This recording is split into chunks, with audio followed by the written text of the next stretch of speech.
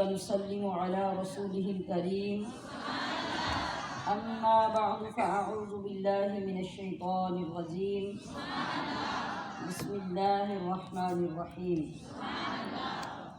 شهر رمضان الذي أنزل فيه القرآن وقال الله تبارك وتعالى في مقام آخر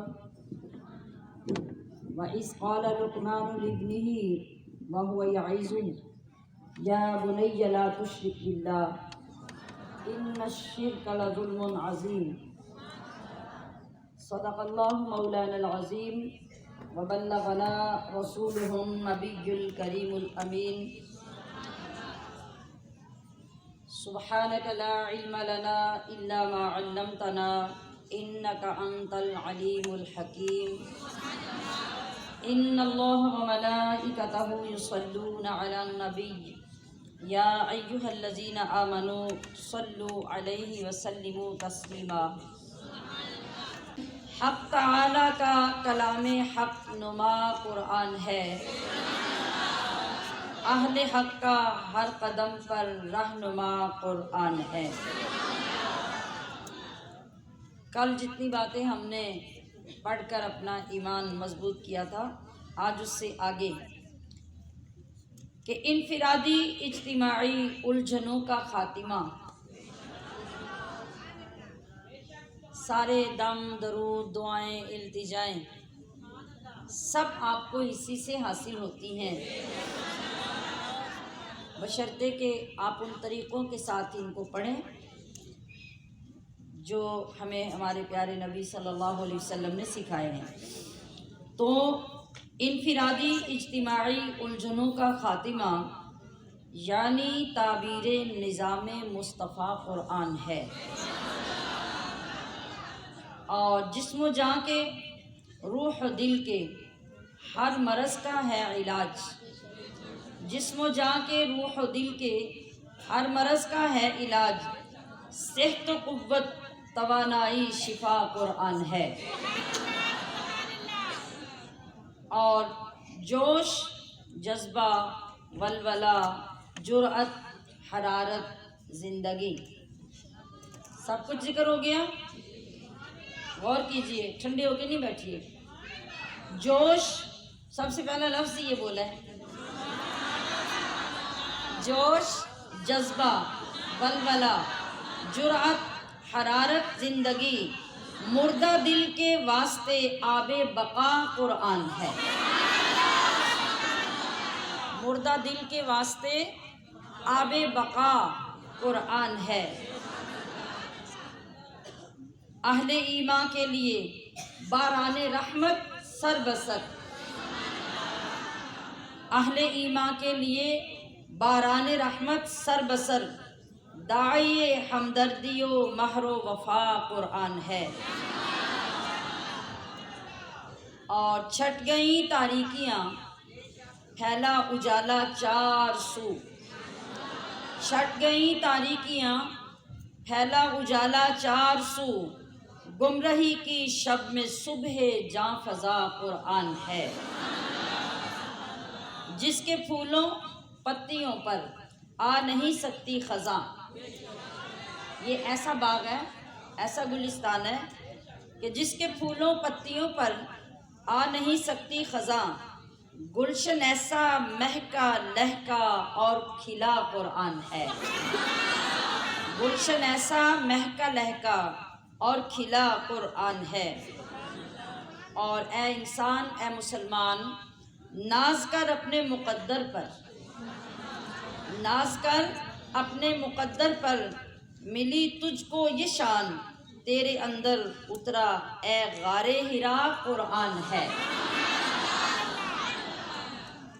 یعنی غار حرا بھی اپنے مقدر پہ رشک کرتی ہے، تو اے انسان تو بھی اپنے مقدر پہ رشک کر کہ تجھے رب کریم نے ایسا قرآن اتارا کہ تیرے نبی کے قلب کے صدقے تیرے قلب میں اتر رہا ہے۔ اور کی بیان صدیقہ نے کیا خوب تفسیر خلق، صدیقہ کون ہے؟ اونچی بولیے نا۔ کی بیاں صدیقہ نے کیا خوب تفسیر خلق، مصطفیٰ صلی علیہ کی ہر ادا قرآن ہے۔ اور ہے شہیدان جفا میں ایک ایسا بھی شہید، گیس کریں وہ کون شہید ہے شہیدان جفا میں ایک ایسا بھی شہید جس کے سر نے نو کے نیزے سے پڑھا قرآن ہے، جس کے سر نے نو کے نیزے پر پڑھا قرآن ہے۔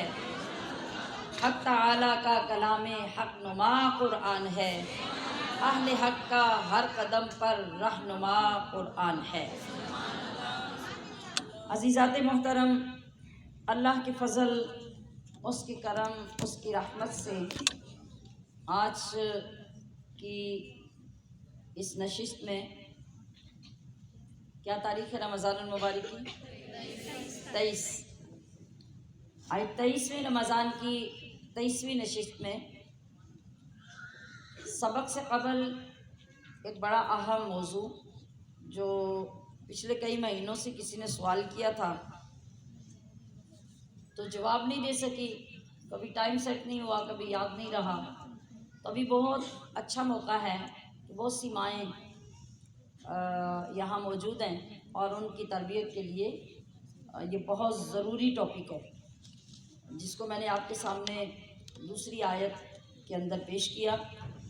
وَإِذْ قَالَ لُقْمَانُ لِابْنِهِ وَهُوَ يَعِظُهُ يَا بُنَيَّ لَا تُشْرِكْ بِاللَّهِ إِنَّ الشِّرْكَ لَظُلْمٌ عَظِيمٌ۔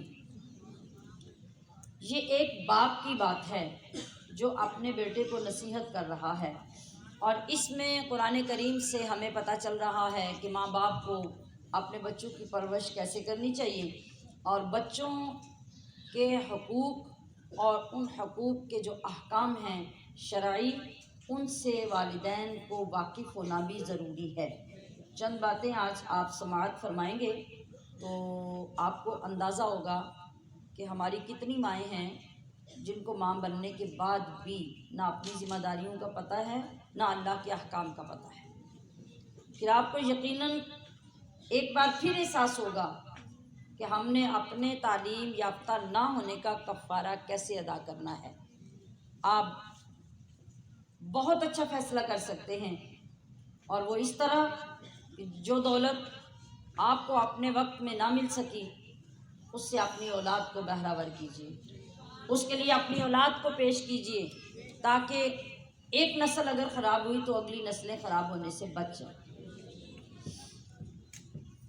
ہمارے لیے یہ کس قدر فخر کی بات ہے کہ ہمیں اللہ نے ایسا دین عطا کیا جس کا نام اسلام ہے، اور یہ ایسا دین ہے جو مکمل اور جامع دین ہے، جو ہر مخلوق کے حقوق کامل طور پر ادا کرتا ہے۔ کوئی بھی مخلوق ہو، وہ جاندار ہوں، بے جان ہوں، کسی لیول پہ بھی کوئی چیز اگر اللہ نے پیدا کی ہے، حتیٰ کہ گلی میں نکل کر آپ جس روڈ جس گلی میں چلتے ہیں اس کا بھی حق ہے، ہمارے دین نے اس کا بھی حق ہمیں سکھایا ہے۔ اگر راستے میں کوئی پتھر پڑا ہے، کوئی سوکھا ہوا درخت یا اس کا تنا بھی پڑا ہے تو اس کا بھی حق ہے، وہ بھی اللہ پاک نے ہمیں سکھایا ہے۔ آپ کے ارد گرد راستے میں اگر درخت لگے ہوئے ہیں تو ان درختوں کا بھی حق ہے۔ آزاد فضا میں آزاد اڑنے والے جو پرندے ہیں ان کا بھی حق ہماری شریعت نے ہمیں سکھایا ہے۔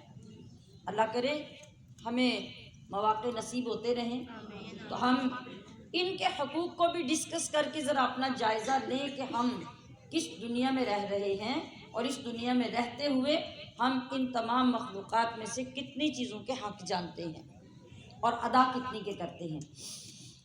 تو ہمیں آج کس کا جائزہ لینا ہے؟ بچوں کے حقوق کا، اور ان میں خاص کویسچن جو میرے پاس محفوظ ہے وہ یہ ہے کہ ہمارے بچوں کے جو تحفے ہوتے ہیں یا ہمارے بچوں کی جو عیدی ہوتی ہے، ان چیزوں کا شریعت نے ہمیں کیا حکم دیا ہے، ہم ان کو کس طرح استعمال کر سکتے ہیں، کوئی پابندی ہے یا پھر اپنی مرضی سے جیسے چاہیں، جس کے لیے چاہیں استعمال کریں۔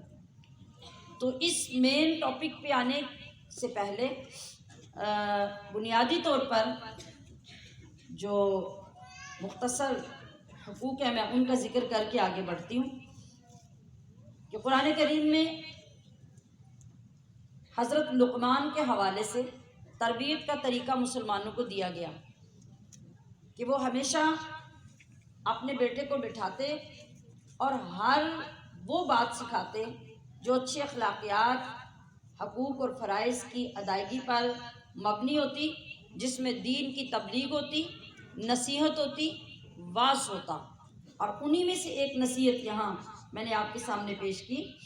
قرآن کریم فرماتا ہے وَإِذْ قَالَ، اور اس وقت کو یاد کیجئے جب کہا لقمان نے لابنہ اپنے بیٹے سے، اور وہ کیا کہہ رہے تھے، وَهُوَ يَعِظُهُ، اور وہ اپنے بیٹے کو نصیحت فرما رہے تھے، اور انہوں نے نصیحت کیا فرمائی، یا بنیا، اے میرے بیٹے، لا تشرک باللہ، کبھی اللہ کے ساتھ شرک نہ کرنا۔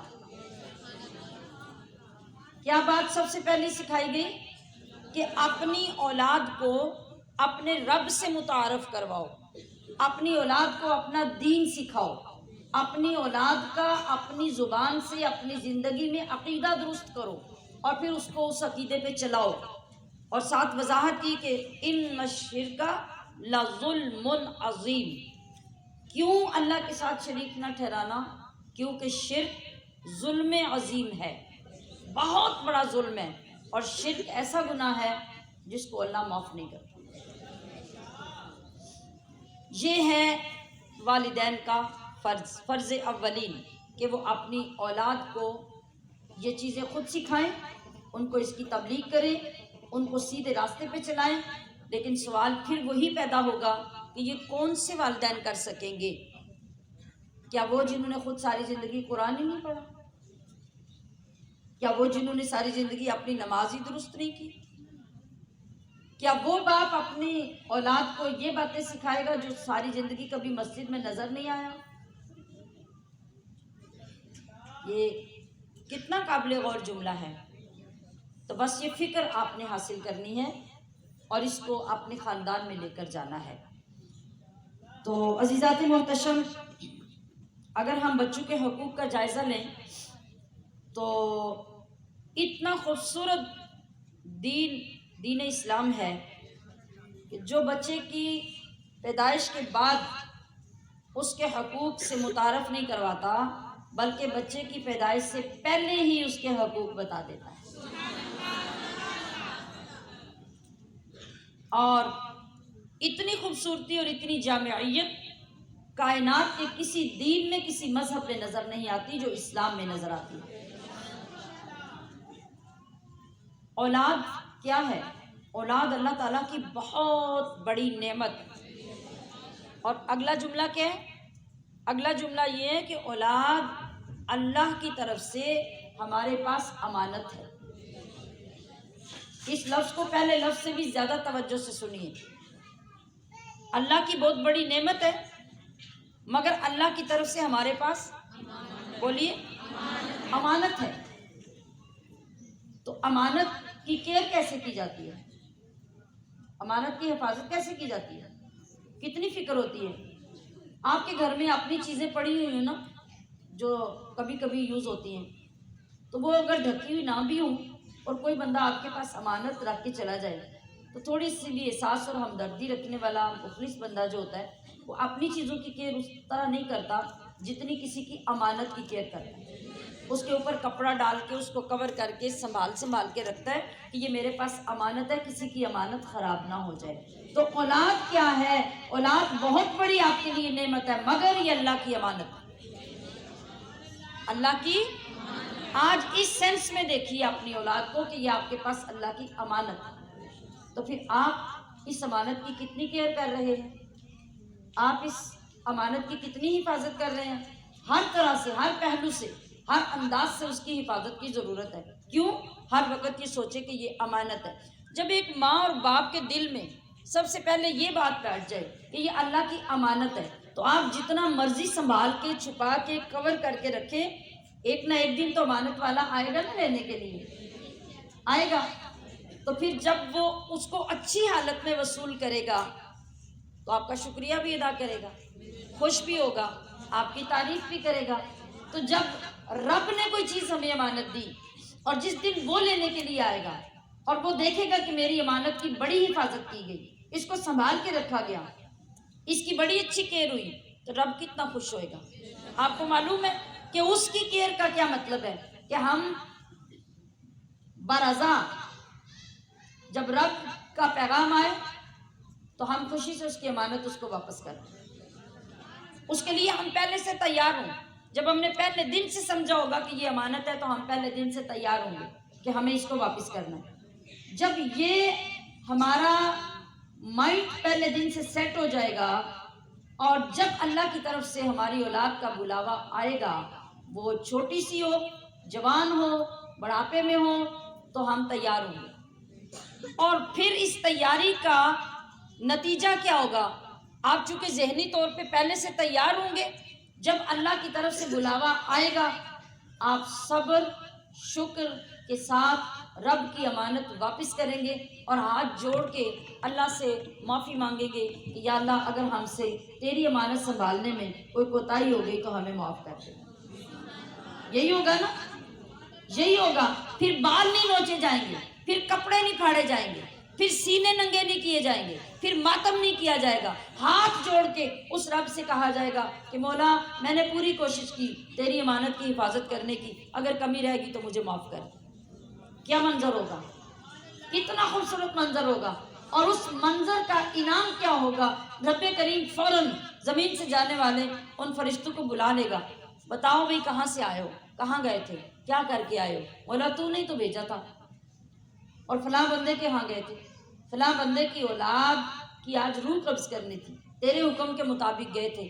تو اللہ فرمائے گا کہ بس یہی تو پوچھنا چاہتا ہوں کہ وہاں جو گئے تھے، جس کے جگر کے ٹکڑے کو لے آئے ہو، جس کے لختے جگر کو جدا کر کے لے آئے ہو، اس کی حالت کیا تھی، وہ کیا کہہ رہا تھا، اس نے کیسے بیہیو کیا؟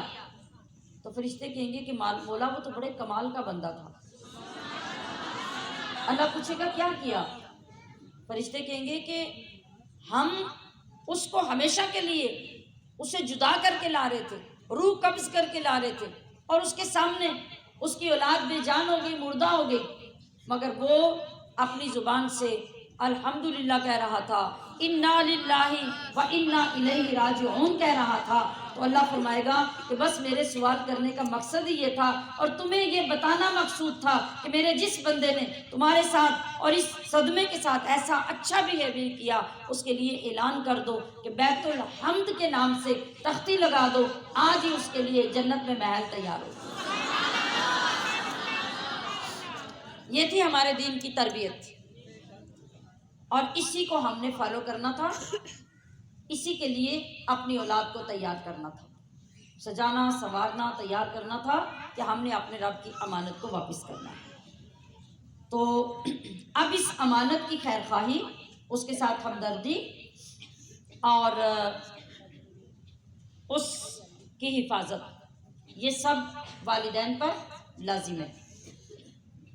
اور یاد رکھیے کہ دنیاوی خیر خواہی سے دینی خیر خواہی پر توجہ دینا والدین کے لیے اشد ضروری ہے۔ دنیاوی خیر خواہی کی بنسبت دینی خیر خواہی پر توجہ دینا اشد ضروری ہے، اور اس پہ ہم مختلف انداز سے کسی نہ کسی طرح روز بات کرتے ہی رہتے ہیں کہ یہ کتنا ضروری ہے اور کیوں ضروری ہے۔ جب ہم ان دونوں چیزوں کو مکس کر کے دیکھیں کہ ابتداءً ماں باپ کے لیے اولاد کے کون سے حقوق پورے کرنے ضروری ہیں، تو سب سے پہلے یہ ہے کہ جب بچہ پیدا ہو تو پیدا ہوتے ہی ماں باپ کا پہلا فرض کیا ہے کہ اس کے دائیں اور بائیں کان میں اذان اور اقامت کہی جائے، سب سے پہلے اس کے دونوں کانوں میں اللہ کا نام اتارا جائے، اور اس کے بعد 7واں دن آئے کون سا دن میں نے بولا ہے؟ پھر بولیں، 7واں۔ میں کیوں دہرا رہی ہوں؟ ہمارے معاشرے میں بہت سارے لوگ جو اپنی مرضی سے 5ویں دن بال اترواتے اور 5ویں دن عقیقے کرتے ہیں، یہ نہ جانیں کس سنت سے بات ثابت ہے اور کس حدیث سے لوگوں نے لی، اور پھر اس کے اوپر اتنا پابندی سے عمل کیا جاتا ہے جتنا فرض نماز کے لیے بھی نہیں کیا جاتا، اور یہ سراسر سنت کے خلاف ہے۔ آپ کو بتانے کا مقصد کیا ہے کہ جن جن برادریوں میں ایسا ہوتا ہے آج سے اس کو درست کریں۔ اور 7واں دن سنت ہے، 7ویں دن میں بال اتروائیں، بالوں کے وزن کے برابر، اگر استطاعت ہے تو سونا صدقہ چاندی صدقہ کریں، اور اگر نہیں تو پھر حسب توفیق جو بھی چیز صدقہ کر سکتے ہیں وہ کریں۔ اور نام رکھیں، 7ویں دن ہی بچے کا نام رکھیں۔ اگر پہلے سے آپ نے بچے کا نام مخصوص کر لیا ہوا ہے تو پھر بھی اناؤنس 7ویں دن میں کریں تاکہ آپ کو سنت کا ثواب ملے۔ اور اگر لڑکا ہے تو اس کا ختنہ بھی کروایا جائے، یہ بھی 7ویں دن سنت ہے۔ اگر بچے کو کوئی بیماری، عذر، کمزوری، پرابلم نہ ہو تو 7ویں دن ختنہ بھی کروائیں، اور 7ویں دن لڑکی اور لڑکے دونوں میں جو بھی ہو اس کا عقیقہ کریں۔ لڑکی کے لیے 1 بکری یا بکرا، اور لڑکے کے لیے 2، وہ بکری ہو یا بکرا ہو کوئی بھی ہو، یہ عقیقہ ہے۔ یہ 7ویں دن کے حق ہیں بچے کے جو آپ کے گھر میں پیدا ہوا ہے، کہ ماں باپ پہ لازم ہے کہ وہ اس کے حق پورے کریں۔ جس وقت بچہ بولنے کے قابل ہو جائے تو کوشش کر کے اس سے سب سے پہلے اللہ کا لفظ کہلوائیں۔ جب 7 سال کا ہو جائے تو بچے کو نماز کا حکم دیں، اسے مسجد بھیجیں، اپنے ساتھ کھڑا کریں، نماز کی فضیلت بتانا شروع کریں، اس کی تعریف بتانا شروع کریں کہ بچے کی توجہ اس طرف ہونا شروع ہو جائے۔ جب 10 سال کا بچہ ہو جائے اب بائی آرڈر تنبیہن بچے کو نماز کا پابند کریں، اس کو نماز پڑھائیں۔ اگر وہ نہ پڑھے اب اس کو ہلکی پھلکی سزا دینا بھی شروع کریں، پھر بھی نہ مانے اب اس کی سزا بڑھا دیں، مگر اب اس سال میں اس کو نماز کا پابند کرنا ہے، یہ اللہ کا حکم ہے۔ اب اگر آپ نہیں کر رہے تو بچہ تو ابھی بچہ ہے، آپ ہر نماز کے موقع پہ گناہ گار آپ ہو رہے ہیں۔ یہ تھی دینی خیر خواہی۔ آپ نے اچھا لباس تو پہنا دیا، سارے شہر ضلع میں سے ڈھونڈ کے اچھا سکول تلاش کر دیا، آپ نے اچھی اکیڈمی میں اس کو ٹیوشن کے لیے بھی ڈال دیا، ہر خواہش اس کی پوری کی، مگر کتنے گھروں کے بچے ہیں جو 10 سال کی عمر تک کبھی 1 سپارہ بھی نہیں پڑھ پاتے، اور کلاسیں کتنی پڑھ لیتے ہیں؟ تو ہمیں اللہ اور اس کے رسول نے حکم کیا دیا کہ دین کی خیر خواہی دنیا کی خیر خواہی سے زیادہ ضروری ہے، اشد ضروری ہے، اور دنیاوی خیر خواہی میں کمی بھی رہ گئی تو اللہ نے نہیں پوچھنا، مگر دینی خیر خواہی میں کمی رہ گئی تو لائن حاضر کر دیا جائے گا میدان محشر میں، ہر ماں باپ کو جواب دینا ہوگا۔ اور اس کے بعد یعنی بچہ آپ بالغ ہونے کی عمر میں داخل ہو رہا ہے تو اس کی عمر کے مطابق اس کے لیے دینی تعلیم کا خاص طور پہ انتظام کرنا یہ بچے کا حق ہے۔ اور جب وہ شادی کی عمر کو پہنچ جائے تو جلدی مناسب رشتے کی تلاش کر کے اس کا نکاح کر دینا، یہاں تک یہ ساری ذمہ داریاں ماں باپ کی ہیں اور بچے کے حق ہیں۔ اور ان تمام کاموں کو کرنے کے لیے ہمیں کس راستے پہ چلنا ہے؟ اللہ کے احکام اور رسول اللہ کی سنت کو فالو کرنا مسلمان ماں اور باپ کے لیے ضروری ہوگا۔ یاد رکھیے کہ اگر ماں اور باپ نے ان سالوں میں اپنی ذمہ داریاں پوری نہیں کی تو پھر یہ دونوں ان مصیبتوں کو فیس کریں گے جو آج ہمیں دیکھنے میں آ رہی ہیں۔ کیا؟ نافرمانی، بدتمیزی، گستاخی، یہ سب چیزیں وہ بچے کریں گے جو آج آپ کے بچے کر رہے ہیں۔ اب اگر اس وقت یہ سارا وقت ضائع کر کے آپ اٹھ کے روئیں اور آ کے دعائیں کروائیں اور تعویذ مانگیں تو یہ طریقہ تربیت کا نہیں ہے، یہ طریقہ فیض حاصل کرنے کا بھی نہیں ہے۔ اب آپ وہ غلطیاں کر چکے ہیں۔ دوسرے لفظوں میں اگر میں یہ کہوں کہ غلط نہیں ہوگا کہ سب سے پہلے آپ خود اللہ کے نافرمان بن چکے ہیں، تو تب آپ کو اس بات کا احساس نہیں ہوا کہ میں کس ذات کی نافرمانی کر رہی ہوں یا کر رہا ہوں۔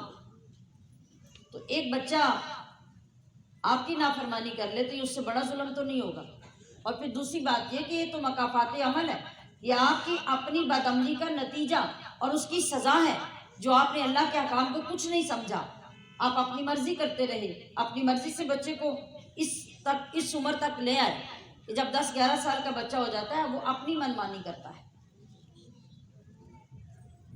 تو اب وہ جو کر رہا ہے یہ آپ کی اپنی کوتاہی، اپنی بے عملی اور آپ کی اپنی بے دینی کا نتیجہ ہے۔ اب اگر آپ یہ کہیں کہ میجک ہو جائے، کوئی جادو ہو جائے اور بچہ پھر کسی تعویذ سے ٹھیک ہو جائے تو نہیں، یہ نظام نہیں ہے اللہ کا، اس کو سمجھنا ہمارے لیے ضروری ہے۔ تو عزیزات محتشم، آج کیا ہے؟ آج یہ منظر ہمیں نظر آ رہا ہے کہ نبی علیہ السلام کی سنتیں سکھانے کی بجائے، اللہ کے احکام ان بچوں کو سنانے کی بجائے، میں اکثر یہ بات کہا کرتی ہوں کہ وہ مائیں، وہ دادیاں، وہ نانیاں کہاں ہیں جو راتوں کو بچوں کو پاس بٹھا کر نبیوں کی کہانیاں سنایا کرتی تھیں، قرآن کی کہانیاں سنایا کرتی تھیں۔ تو 20-20 سال کے بچے ہو جاتے تو سر اٹھا کے بات کرنے کی جرت نہیں ہوتی تھی، اس لیے کہ ان کے اندر نیک بندوں کی صلاحیتوں کا، ان کی کہانیوں کا ذکر جب پہنچتا تو ان کے اندر اس کا فیض بھی آتا، آداب بھی پیدا ہوتے۔ یہ فطری بات ہے کہ جب بچپن سے بچہ کسی کو سننے لگتا ہے، اسی کی بات، اسی کا ذکر، اسی کا تذکرہ، تو آہستہ آہستہ کیا ہوتا ہے، وہی شخصیت بچے کی آئیڈیل بن جاتی ہے اور وہ کردار بچہ اختیار کرنے کی پوری کوشش کرتا ہے۔ تو آج ہماری مائیں بھی، باپ بھی کیا کرتے ہیں، بچوں کو اپنا ٹائم دینے کی بجائے بچوں کے ہاتھ میں موبائل دیتے ہیں کہ بچہ ہمیں ڈسٹرب نہ کرے، وہ موبائل پہ لگا رہے، وہ جو مرضی کرے، وہ تباہی کرے، خرابی کرے، غیر اخلاقی چیزیں عمر سے پہلے دیکھے یا اچھی چیزیں دیکھے، اس سے بھی کوئی سروکار نہیں ہوتا۔ تو ماں جو اپنا کردار کرتی ہے وہ کیا ہے؟ کتنی ماؤں میں سے ایسی سنسیئر مائیں ہیں جو ماں اپنے آپ کو ماں سمجھ کر بچے کی پرورش کرتی ہیں اور بچے کے لیے پرانے زمانے کی ماؤں کی طرح اپنی ساری خواہشات قربان کر دیتی ہیں۔ آج کی مائیں ایسی نظر آتی ہیں؟ آج کی ماں نے اگر ایک ڈرامہ لگایا ہوا ہے نا، یہ کلپ دیکھنا شروع کیا ہوا ہے موبائل پہ، تو بچہ پاس رو بھی رہا ہے نا، تو وہ ایک ہاتھ سے اس کو یوں کر لے گی، اسی میں 2-4 تھپڑ بھی لگا دے گی، لیکن اپنے ہاتھ سے موبائل پیچھے نہیں کرے گی، وہ اس کو مس نہیں کرے گی۔ بچے کی ساری زندگی برباد ہو گئی ہے مگر وہ اپنے ہاتھ سے موبائل پیچھے نہیں کرے گی۔ تو کیا ایسی مائیں ہماری قوم کی تعمیر کریں گی؟ کیا ایسی مائیں نیک بچے پیدا کریں گی یا ان کی تربیت کریں گی؟ اور پھر دوسری طرف ماں کی فٹنس میں، ماں کے فیشن میں اور اس کے اپنے معیار میں فرق آتا ہے۔ اور پھر کتنی فیصد مائیں ہیں جو یہی پسند نہیں کرتی کہ میں اپنے سینے سے اپنے بچے کو دودھ پلاؤں؟ چلیں کسی کی مجبوری ہے تو الگ بات ہو گئی، یا بچے کی مجبوری ہے تو الگ بات ہو گئی، لیکن یہاں مجبوری تو نہیں ہے، یہاں تو شغل ہے۔ اور ہر تیسری ماں جو ہے وہ صرف اسی لیے دودھ نہیں پلاتی کہ اس کا معیار خراب ہوتا ہے، وہ جاب کر رہی ہے، اس نے پارٹیوں میں جانا ہے، اس نے ایونٹس میں جانا ہے، وہاں بیٹھ کے وہ بچے کو دودھ کیسے پلائے گی، اس کا فیشن خراب ہوگا، فلاں ہوگا، اور اس وجہ سے اس بچے پہ ظلم ہونا شروع ہو جاتا ہے۔ آپ کو معلوم ہے کہ اللہ رب العزت نے آپ کے سینے کو اپنی کتنی بڑی نشانی کا مرکز بنایا ہے؟ کیا خاصیت ہے؟ آپ اللہ کے نظام کو سمجھیں۔ لڑکی جب بالغ ہو گئی، جب بھی لڑکی بالغ ہو گئی، اس کے اندر وہ نظام ایک عورت کا تو پیدا کر دیا گیا نا، لیکن کیا ہر بالغ لڑکی کے سینے میں دودھ آیا؟ کبھی سوچا کسی ماں نے؟ اور پھر شادی بھی ہو گئی، شادی ہونے کے بعد کیا کسی ماں کے سینے میں دودھ اترا؟ نہیں، بچہ بھی پیدا ہو گیا۔ اب بچہ جب روئے گا، ماں سے دودھ مانگنے کے لیے جب بچہ روئے گا، اللہ کے نظام پہ، اعلیٰ ترین نظام پہ ذرا غور کیجئے کہ اندر دودھ کا کوئی سسٹم نہیں ہے۔ آپ کی نسوں کے اندر تو خون گردش کرتا ہے، لیکن اللہ کے نظام پہ قربان جائیں، کروڑوں بار قربان جائیں کہ ادھر بچے کو بھوک لگی، بچہ بلبلایا، بچہ رونے لگا، تو اللہ نے نسوں کے اندر موجود خون کو دودھ بنا دیا۔ اور یہ دولت اللہ نے صرف ماں کو اس بچے کے پیدا ہونے کے بعد عطا کی، اور جب بچے کی مدت ختم ہو گئی دودھ پینے کی تو وہ جو دودھ کا سسٹم تھا وہ ختم ہو گیا۔ کبھی غور تو کریں، اللہ نے آپ کو کتنی دولت عطا فرمائی اور کتنا اہم، کتنا امپورٹنٹ بنایا آپ کو، مگر آج کی ماں کو یہ باتیں کون سکھاتا ہے، کون سمجھاتا ہے، اس کو کون بتاتا ہے کہ ماں کیا ہوتی ہے، اس کو کون سکھاتا ہے؟ کوئی سکھا کے بھیجتا ہے کہ تو ماں بنے گی تو تیرا مقام کیا ہوگا، تیری شان کیا ہوگی، اور بچے کی پرورش پر ملنے والے تیرے لیے انعامات کتنے؟ بتائیے، مائیں بھی بیٹھی ہیں، بیٹیاں بھی بیٹھی ہیں، کتنی مائیں یہ باتیں سکھاتی ہیں بیٹیوں کو، اور کتنی بیٹیوں کو شادی کے بعد بھی ان سے اویئر کیا جاتا ہے؟ ہرگز نہیں۔ یہی وجہ ہے، ہماری جو بربادی کی بیسک وجہ ہے وہ یہی ہے، ہم خود اپنے خاندانوں کو، اپنے معاشرے کو برباد کر رہے ہیں، خراب کر رہے ہیں، اور وجہ صرف ایک ہی ہے، ہم نے قرآن سے تعلق توڑ دیا، رسول اللہ سے تعلق توڑ دیا، اللہ کے احکام کی پرواہ نہیں کی، جو ہمارا دل کرتا ہے ہم وہ کرتے ہیں۔ تو عزیزات محترم، وہ خاص مسئلہ جو میں نے عرض کیا، سوال کیا گیا کہ جو بچوں کو تحفے ملتے ہیں، بچہ پیدا ہوا، ساری برادری آئی، کوئی کپڑے لایا، کوئی کھلونے لایا، کوئی واکر لایا، کوئی جھولا لایا، تحفے مل رہے ہیں، اور کسی نے پیسے دیے۔ پھر سالگرہ کا ٹائم آیا، تب بھی ایسے ہی ہوا۔ عید آئی تو عید پہ بھی ہمارے ہاں ایسے ہی ہوتا ہے، بلکہ ہر قوم میں، ہر کلچر میں ایسے ہی ہوتا ہے، بچوں کو عیدیاں دی جاتی ہیں، بڑوں کو تحفے دیے جاتے ہیں۔ تو کیا یہ سب کچھ ایسے ہی ہے آزادانہ؟ اس پہ کوئی حکم نہیں لگتا، کوئی قانون نہیں ہے شریعت کا، یا کوئی ہے؟ ہمیں آج یہ سمجھنا ہے۔ تو اب آپ یہاں سے شروع کیجئے کہ بچپن میں کسی بھی موقع پر، خواہ وہ پیدائش ہو، عقیقہ ہو، سالگرہ ہو یا عید ہو، بالغ ہونے سے پہلے ان بچوں کو جو بھی تحفے دیے جاتے ہیں ان کی کئی صورتیں ہوں گی۔ ہم دیکھیں گے کہ وہ چیزیں جو تحفے میں رشتہ دار دے رہے ہیں، کیا وہ بچوں کے استعمال کی ہیں؟ مطلب بچوں کے کپڑے ہیں، کھلونے ہیں، اسٹیشنری کی، اسکول کی چیزیں ہیں، کتابیں ہیں، بیگ ہیں، جو ساری بچوں کی اپنی ضرورت کی چیزیں ہیں۔ تو یہ جتنی چیزیں بچے کی عمر کے مطابق اس کے کپڑے ہیں پہننے کے، اس کے سائز کے ہیں، جوتے اس کے سائز کے ہیں، تو یہ ساری چیزیں شرعی طور پہ اس بچے کی ملکیت ہو جائے گی، بچہ ان کا مالک ہو جائے گا۔ اب جو ماں باپ ہے نا، ماں باپ ان چیزوں میں سے اپنی مرضی سے کوئی چیز کسی بچے کو نہیں دے سکتے۔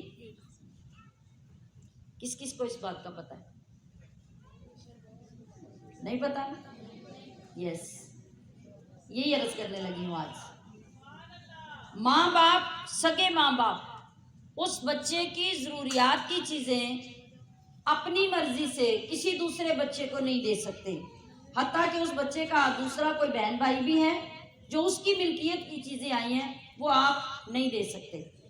ہماری عادت ہوتی ہے، بچے گھر میں چیزیں ہیں، کسی اور کو دے دی، کسی بچے کو گفٹ دلا دیا، کسی بھانجے بھتیجے کو دے دیا، تو شرعی طور پہ آپ ایگزیکٹ وہ چیزیں جو بچے کے لیے کسی نے دی ہیں اور بچے کو کہا کہ یہ تمہارے لیے، یہ تمہارا بیگ ہے، یہ تمہارا لنچ باکس ہے، یہ تمہارے جوتے ہیں، تمہارے کپڑے، وہ آپ نہیں دے سکتے۔ اگر آپ ایسا کریں گے تو یہ ناجائز ہوگا۔ ساری زندگی گزر گئی نا ناجائز کرتے ہوئے۔ ہاں، تو اب کیا صورت ہوگی؟ اب خود اگر ماں باپ کسی موقع پہ اپنی اولاد کو لباس لے کے دیتے ہیں، جوتے لے کے دیتے ہیں، چیزیں اس کی جو لینے، حتیٰ کہ کھانے والی چیزیں، کوئی بھی چیز جو آپ دے رہے ہیں اس کو خاص دے رہے ہیں بچے کو، اب وہ اپنی خرید کے دی ہوئی چیز بھی آپ کسی دوسرے بچے کو نہیں دے سکتے، کیونکہ آپ نے اس کی ملکیت کر دی، لہٰذا اس کی ملکیت میں آپ تصرف نہیں کر سکتے۔ ہاں اس کا ایک طریقہ ہے، طریقہ یہ ہے کہ آپ ہر بچے کے لیے جب چیز خریدیں تو آپ اس کو پہننے کے لیے دیں، اس کو مالک نہ بنائیں، آپ اسے استعمال کرنے کے لیے دیں۔ آپ کا بچہ ہے، آپ اسے کہیں کہ یہ آپ کے پہننے کے لیے کپڑے ہیں، وہ پہنے، جب اس کو چھوٹے ہو جائیں اب آپ کے پاس جواز ہے کہ آپ کسی بھی اس بچے کو وہ کپڑے دے سکتے ہیں جب اس کو چھوٹے ہونے کے بعد اس کو آ جاتے ہیں۔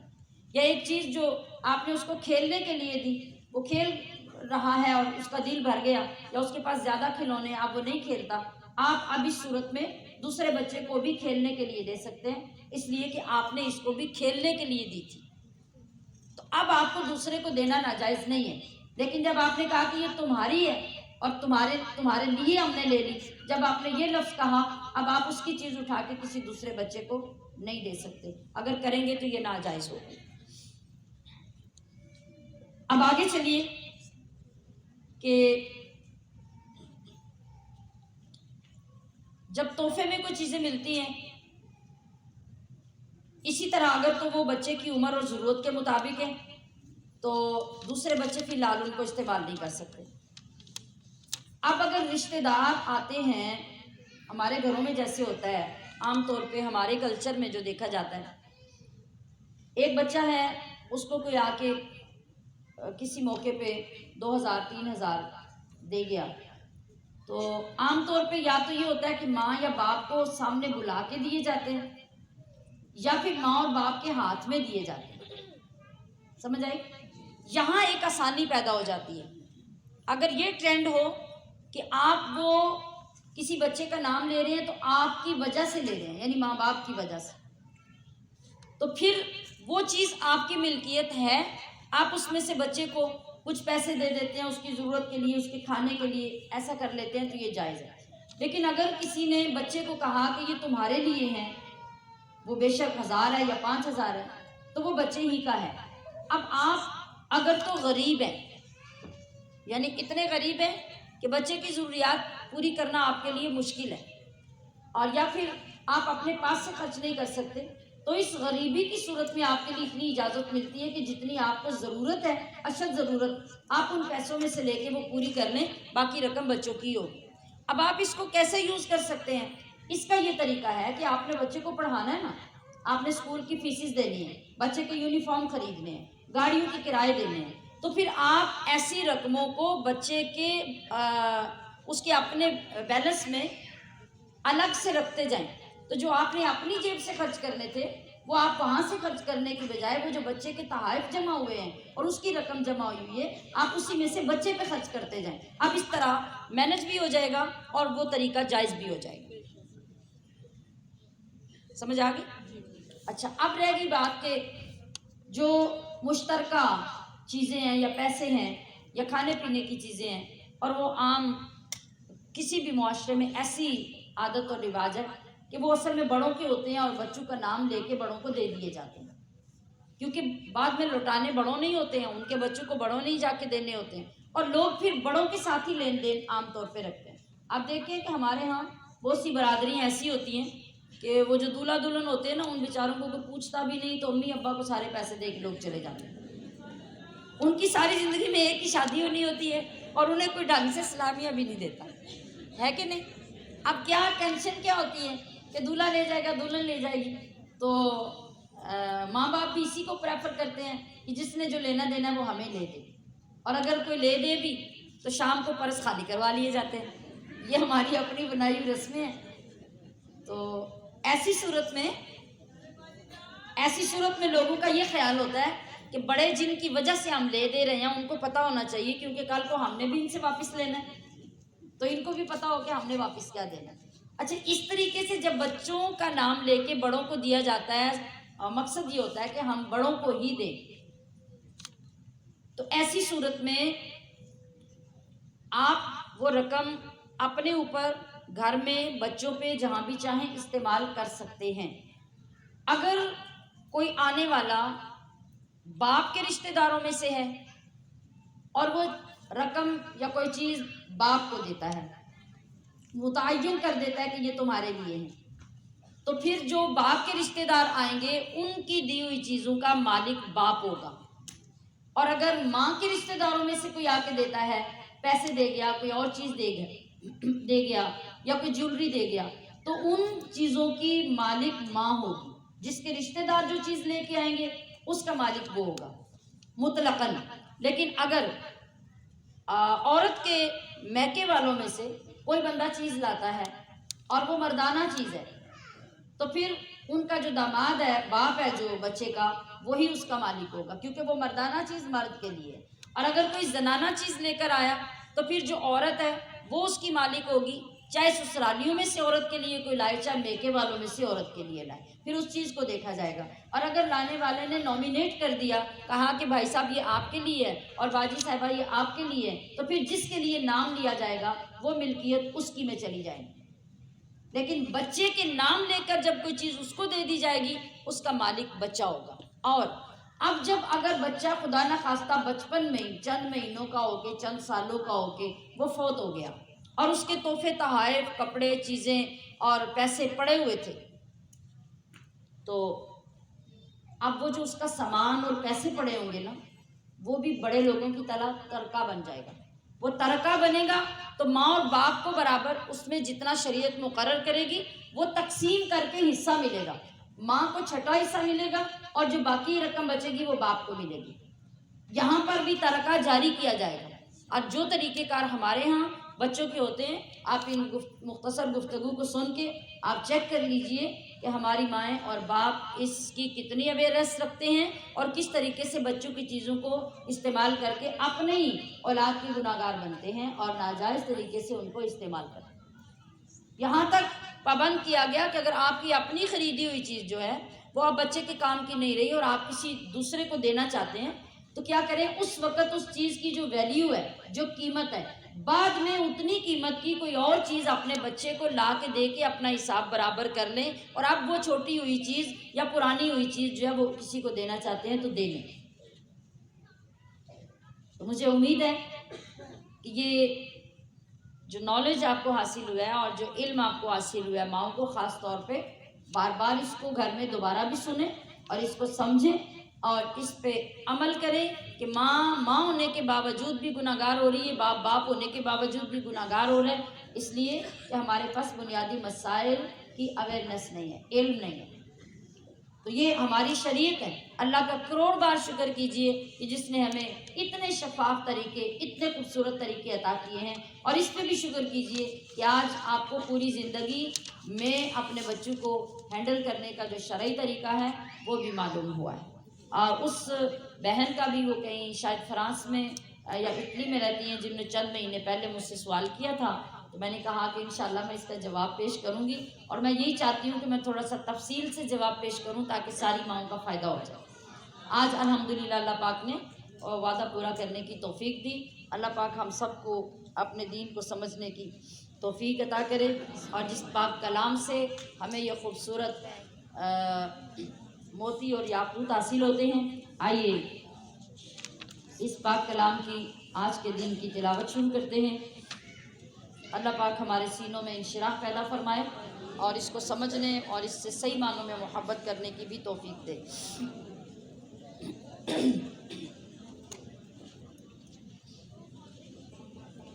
اعوذ باللہ من الشیطان الرجیم، بسم اللہ الرحمن الرحیم، وما جعله الله إلا بشرى لكم ولتطمئن قلوبكم به وما النصر إلا من عند الله العزيز الحكيم ليقطع طرفا من الذين كفروا أو يكبتهم فينقلبوا خائبين ليس لك من الأمر شيء أو يتوب عليهم أو يعذبهم فإنهم ظالمون ولله ما في السماوات وما في الأرض يغفر لمن يشاء ويعذب من يشاء والله غفور رحيم. يا أيها الذين آمنوا لا تأكلوا الربا أضعافا مضاعفة واتقوا الله لعلكم تفلحون. واتقوا النار التي أعدت للكافرين وأطيعوا الله والرسول لعلكم ترحمون. وسارعوا إلى مغفرة من ربكم وجنة عرضها السماوات والأرض أعدت للمتقين الذين ينفقون في السراء والضراء والكاظمين الغيظ والعافين عن الناس والله يحب المحسنين. والذين إذا فعلوا فاحشة أو ظلموا أنفسهم ذكروا الله فاستغفروا لذنوبهم ومن يغفر الذنوب إلا الله ولم يصروا على ما فعلوا وهم يعلمون أولئك جزاؤهم مغفرة من ربهم وجنات تجري من تحتها الأنهار خالدين فيها ونعم أجر العاملين. قد خلت من قبلكم سنن فسيروا في الأرض فانظروا كيف كان عاقبة المكذبين. هذا بيان للناس وهدى وموعظة للمتقين. ولا تهنوا ولا تحزنوا وأنتم الأعلون إن كنتم مؤمنين. إن يمسسكم قرح فقد مس القوم قرح مثله وتلك الأيام نداولها بين الناس وليعلم الله الذين آمنوا ويتخذ منكم شهداء والله لا يحب الظالمين. وليمحص الله الذين آمنوا ويمحق الكافرين. أم حسبتم أن تدخلوا الجنة ولما يعلم الله الذين جاهدوا منكم ويعلم الصابرين. ولقد كنتم تمنون الموت من قبل أن تلقوه فقد رأيتموه وأنتم تنظرون. وما محمد إلا رسول قد خلت من قبله الرسل أفإن مات أو قتل انقلبتم على أعقابكم ومن ينقلب على عقبيه فلن يضر الله شيئا وسيجزي الله الشاكرين. وما كان لنفس أن تموت إلا بإذن الله كتابا مؤجلا ومن يرد ثواب الدنيا نؤته منها ومن يرد ثواب الآخرة نؤته منها وسنجزي الشاكرين.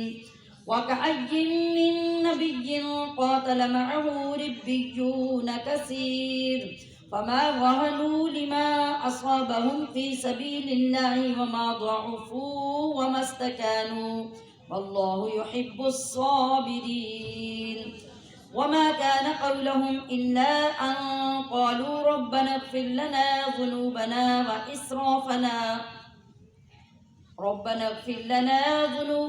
وإسرافنا في أمرنا وثبت أقدامنا وانصرنا على القوم الكافرين.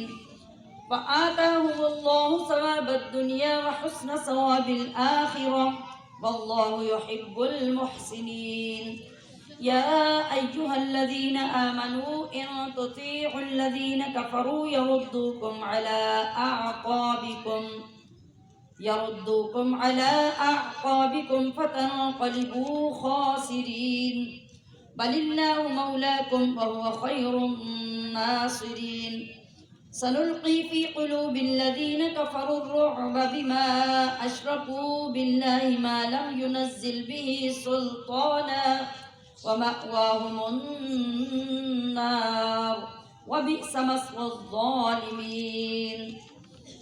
وَلَقَدْ صَدَقَكُمُ اللَّهُ وَعْدَهُ إِذْ تَحُسُّونَهُم بِإِذْنِهِ حَتَّىٰ إِذَا فَشِلْتُمْ وَتَنَازَعْتُمْ فِي الْأَمْرِ وَعَصَيْتُم مِّن بَعْدِ مَا أَرَاكُم مَّا تُحِبُّونَ مِنكُم مَّن يُرِيدُ الدُّنْيَا وَمِنكُم مَّن يُرِيدُ الْآخِرَةَ ثُمَّ صَرَفَكُمْ عَنْهُمْ لِيَبْتَلِيَكُمْ وَلَقَدْ عَفَا عَنكُمْ وَاللَّهُ ذُو فَضْلٍ عَلَى الْمُؤْمِنِينَ إِذْ تُصْعِدُونَ وَلَا تَلْوُونَ عَلَىٰ أَحَدٍ وَالرَّسُولُ يَدْعُوكُمْ فِي أُخْرَاكُمْ فَأَصَابَكُمْ غَمًّا بِغَمٍّ لِّكَيْ لَا تَحْزَنُوا عَلَىٰ مَا فَاتَكُمْ وَلَا مَا أَصَابَكُمْ وَاللَّهُ خَبِيرٌ بِمَا تَعْمَلُونَ ثُمَّ أَنزَلَ عَلَيْكُم مِّن بَعْدِ الْغَمِّ أَمَنَةً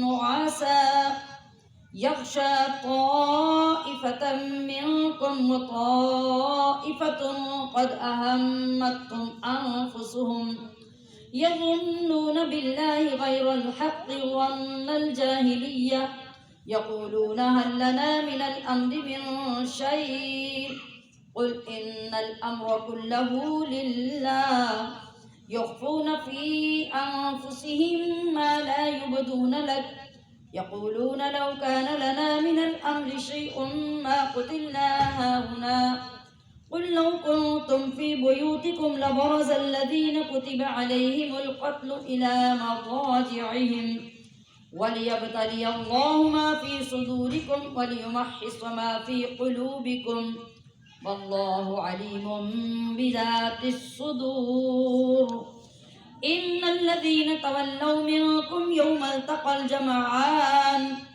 إِنَّمَا اسْتَزَلَّهُمُ الشَّيْطَانُ بِبَعْضِ مَا كَسَبُوا وَلَقَدْ عَفَا اللَّهُ عَنْهُمْ إِنَّ اللَّهَ غَفُورٌ حَلِيمٌ يَا أَيُّهَا الَّذِينَ آمَنُوا لَا تَكُونُوا كَالَّذِينَ كَفَرُوا وَقَالُوا لِإِخْوَانِهِمْ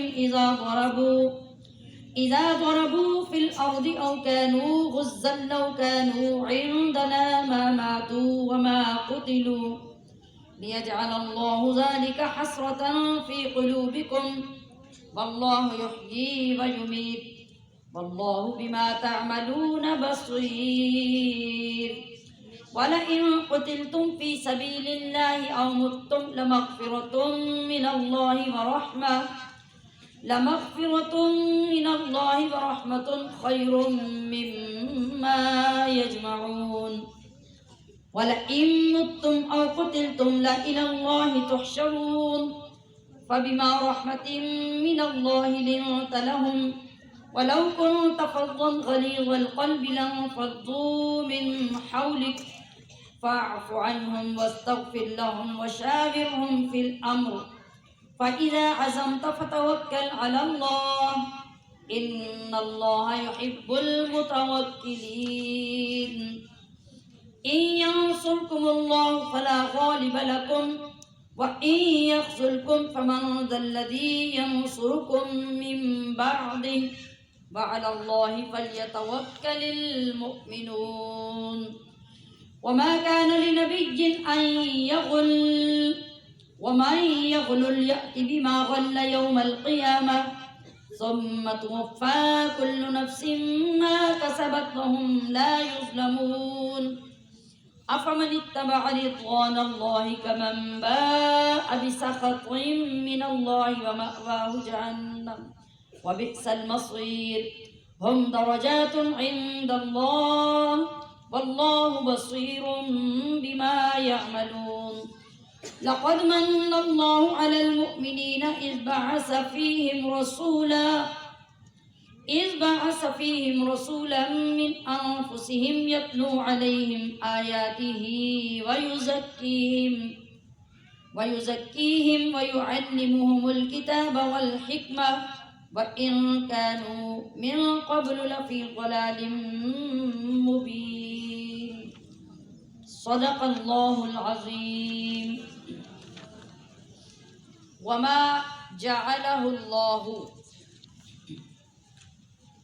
اور نہ کی یہ فتح اللہ نے इल्ला बुश्रा लकुम, मगर तुम्हारी खुशी के लिए, वलितत्मइन्ना, और इसलिए कि चैन मिले या इत्मीनान मिले, क़ुलूबुकुम बिही, इससे तुम्हारे दिलों को।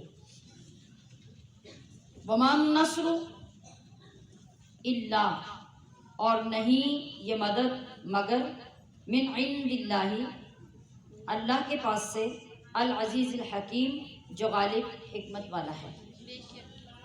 ये कौन सी फतह की बात हो रही है? पीछे जो जंग का जिक्र शुरू था, ये कौन सी जंग थी? कहाँ ये फतह की बात हो रही है? जंग बदर में। और अल्लाह तबारक व तआला ने यहाँ फरिश्ते उतार कर मुसलमानों की खुशी का इंतज़ाम किया और उनको फतह देकर उनकी ताकत को बढ़ाया और उनके अंदर एक ज़ोर रूहानी तौर पे पैदा किया, और साथ ये भी वाज़ेह किया कि हकीकी मदद बंदे को असबाब से नहीं मिलती, मुसब्बिबुल असबाब से मिलती है। और मुसब्बिबुल असबाब कौन है? अल्लाह रब्बुल इज़्ज़त। लेकिन इसका ये मतलब नहीं कि आप असबाब से बेनियाज हो जाएं। आप इस असबाब को इख्तियार करेंगे, उनका सहारा लेंगे, लेकिन असल नज़र किस पे रखेंगे? अल्लाह पे। मतलब आप बाहर निकले रोड पे, आपको सर्विस मोड पे जाना है, तो आप क्या करेंगे? सबब तलाश करेंगे। और सबब क्या होगी? कोई चिंची, कोई रिक्शा, कोई गाड़ी, ये सबब है। मगर उस सबब को इख्तियार करके गाड़ी में बैठकर अब आप ये यकीन नहीं कर लेंगे कि ये गाड़ी मुझे सर्विस मोड पे पहुंचाएगी। आपकी नज़र अल्लाह पे होगी। क्यों? कि 2 कदम चल के गाड़ी ख़राब भी हो सकती है, उसका टायर भी पंक्चर हो सकता है, खुदा न खास्ता एक्सीडेंट भी हो सकता है। तो गाड़ी के बस की ये बात नहीं कि वो आपको खैर से वहाँ पहुँचाएगी। खैर से पहुँचाने वाली ज़ात और कामयाब करने वाली ज़ात अल्लाह है। हमें असबाब, ये जो दुनिया हमारी असबाब की दुनिया है, हर चीज़ सबब से पैदा होती है, हर चीज़ हमें सबब से हासिल होती है।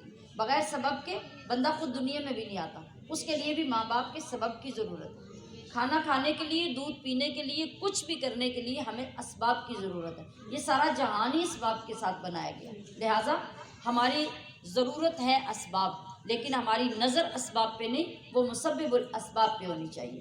तो उसके लिए असबाब जब पैदा होंगे तो अल्लाह रब्बुल इज़्ज़त आपको कामयाबी और इज़्ज़त से हमकिनार करेगा।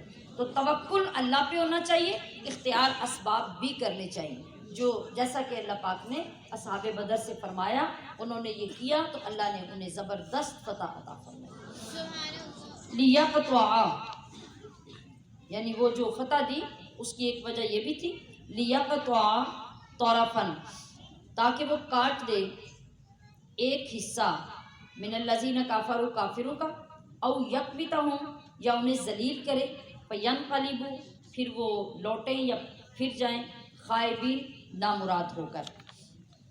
यानी जो घुमंड और गरूर था ना काफिरों को, उसको तोड़ना मकसूद था कि वो बड़ी अपनी तादाद और बड़े असलहे पे बड़े गरूर के साथ आए थे, तो उनका गरूर टूटे और उन्हें पता चले कि कामयाब करने वाली ताकत कोई और होती है, वो असलहा नहीं होता। लैसा लका मिनल अम्रि शैउन, नहीं है तुम्हारे हाथ में ये बात या कोई बात, औ यतूबा अलैहिम, या उन्हें वो तौबा की तौफीक दे, और युअज़्ज़िबहुम, या उन पर अज़ाब करे, फ़इन्नहुम ज़ालिमून, क्योंकि वो ज़ालिम है। वलिल्लाहि मा फ़िस समावात, और अल्लाह ही का जो कुछ आसमानों में है और जो कुछ ज़मीन में, वो यग़फ़िरु, बख्शे, लिमन यशाअ, जिसे चाहे, व युअज़्ज़िबु, और अज़ाब दे, मन यशाअ, जिसे चाहे, वल्लाहु गफ़ूरुर रहीम, और अल्लाह बख्शने वाला मेहरबान है।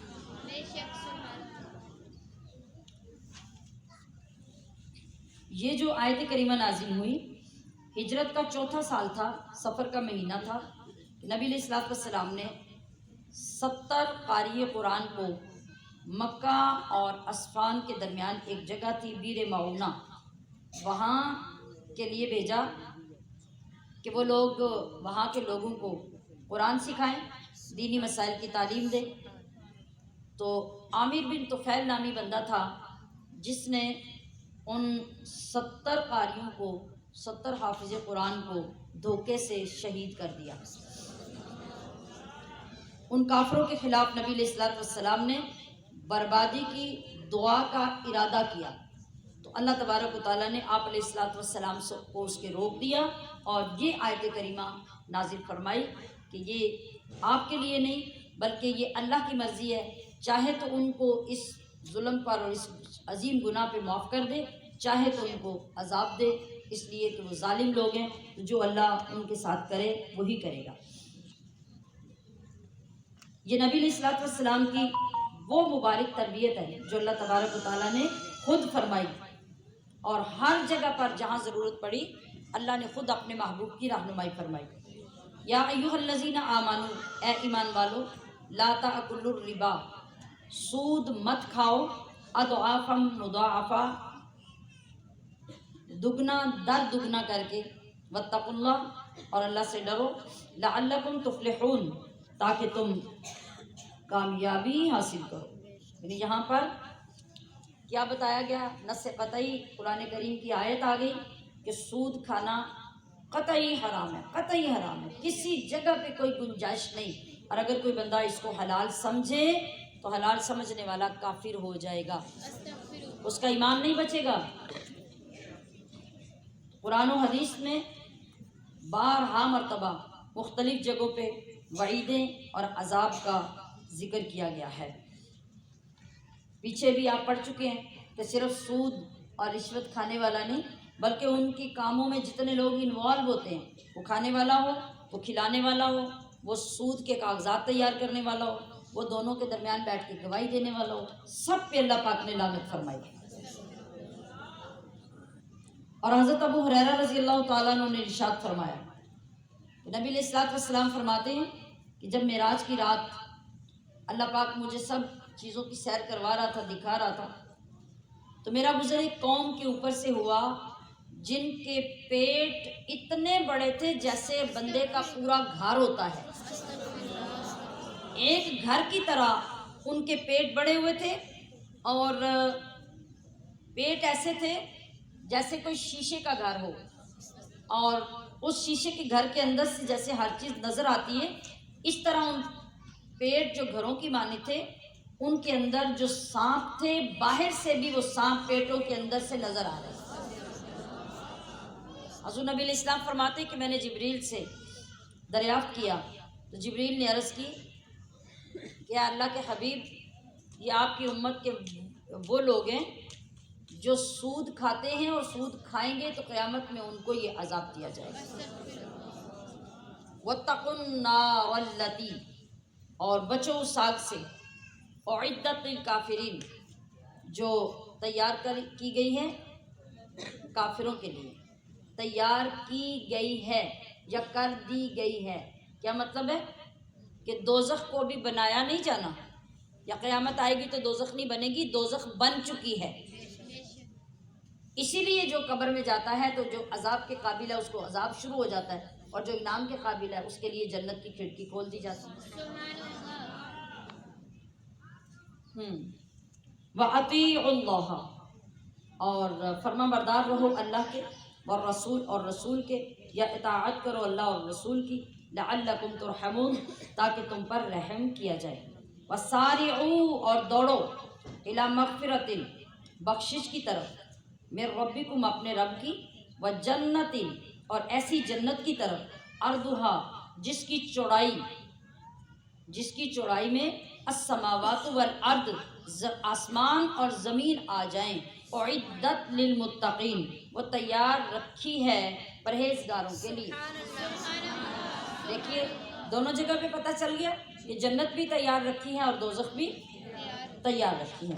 اب کیا کہا گیا کہ دوڑو، کس کی طرف دوڑو؟ اللہ کی، یعنی اپنے رب کی مغفرت کی طرف۔ مطلب یہ ہے، اس کو یوں سمجھا جائے گا کہ گناہوں سے توبہ کر کے، یعنی جنت اور بخشش دو چیزیں جو حاصل کرنی ہے، کیسے کرنی ہے؟ گناہوں سے توبہ کر کے، جو تمہارے اوپر فرض کی گئی ہیں چیزیں ان کو ادا کر کے، نیکیوں پہ عمل کر کے، اور اخلاص کے ساتھ تمام دینی امور بجا لا کے، اب اپنے رب کی بخشش اور جنت کی طرف دوڑو۔ اب دوڑنا ہوگا جب تم سارے یہ انتظام کرو گے تو پھر تم جنت کی طرف اور بخشش کی طرف دوڑ سکو گے۔ ایسا نہیں کہ صرف تم زبانی یہ بات کرو گے، جب تک ان ضابطوں کے ساتھ اللہ کے احکام پورے نہیں کرو گے تو جنت اور بخشش کی طرف دوڑنا ناممکن رہے گا۔ اور زمین اور آسمان کی مثال دے کر جنت کو سمجھایا گیا کہ ہم دنیا میں جو وسیع ترین چیز دیکھتے ہیں وہ آسمان اور زمین ہی ہے۔ ہماری نظر میں یہ دو چیزیں ہیں، اس سے بڑھ کر اور کوئی چیز بڑی نہیں ہے۔ تو جو چیز ہماری نظروں میں سب سے بڑی ہے، اللہ نے اس کی مثال قرآن میں دے کے سمجھایا کہ یہ جو تم زمین اور آسمان دیکھتے ہو نا، جن کی کوئی حد ہی نہیں ہے، یہ زمین اور آسمان اس جنت کے اندر آ جاتے ہیں۔ اتنی بڑی جنت ہے جو اللہ نے تمہارے لیے بنا رکھی ہے، اور یہ بھی چوڑائی ہے۔ آپ کو معلوم ہے ایک تو چیز ہوتی ہے نا مربع، جس کے چاروں کونے اور چاروں طرف کی لمبائی چوڑائی برابر ہوتی ہے۔ جب کسی چیز کی چوڑائی الگ سے ذکر کی جائے تو اس کا مطلب ہوتا ہے کہ اس کی لمبائی بھی ہے، اور لمبائی اور چوڑائی جب الگ الگ ہو تو پھر کیا ہوتا ہے، پھر وہ چیز مستطیل ہوتی ہے، لمبائی میں ہوتی ہے۔ تو جس کی چوڑائی اتنی ہے اس کی لمبائی کا اندازہ کرو۔ جس جنت کی چوڑائی اتنی ہے کہ آسمان اور زمین اس کے اندر آ جاتے ہیں، تو سوچو کہ اس کی لمبائی کتنی ہوگی۔ اور وہ جنت کس کے لیے؟ وہ متقین کے لیے تیار کر دی گئی، وہ اللہ کے نیک لوگوں کے لیے تیار کر دی گئی ہے۔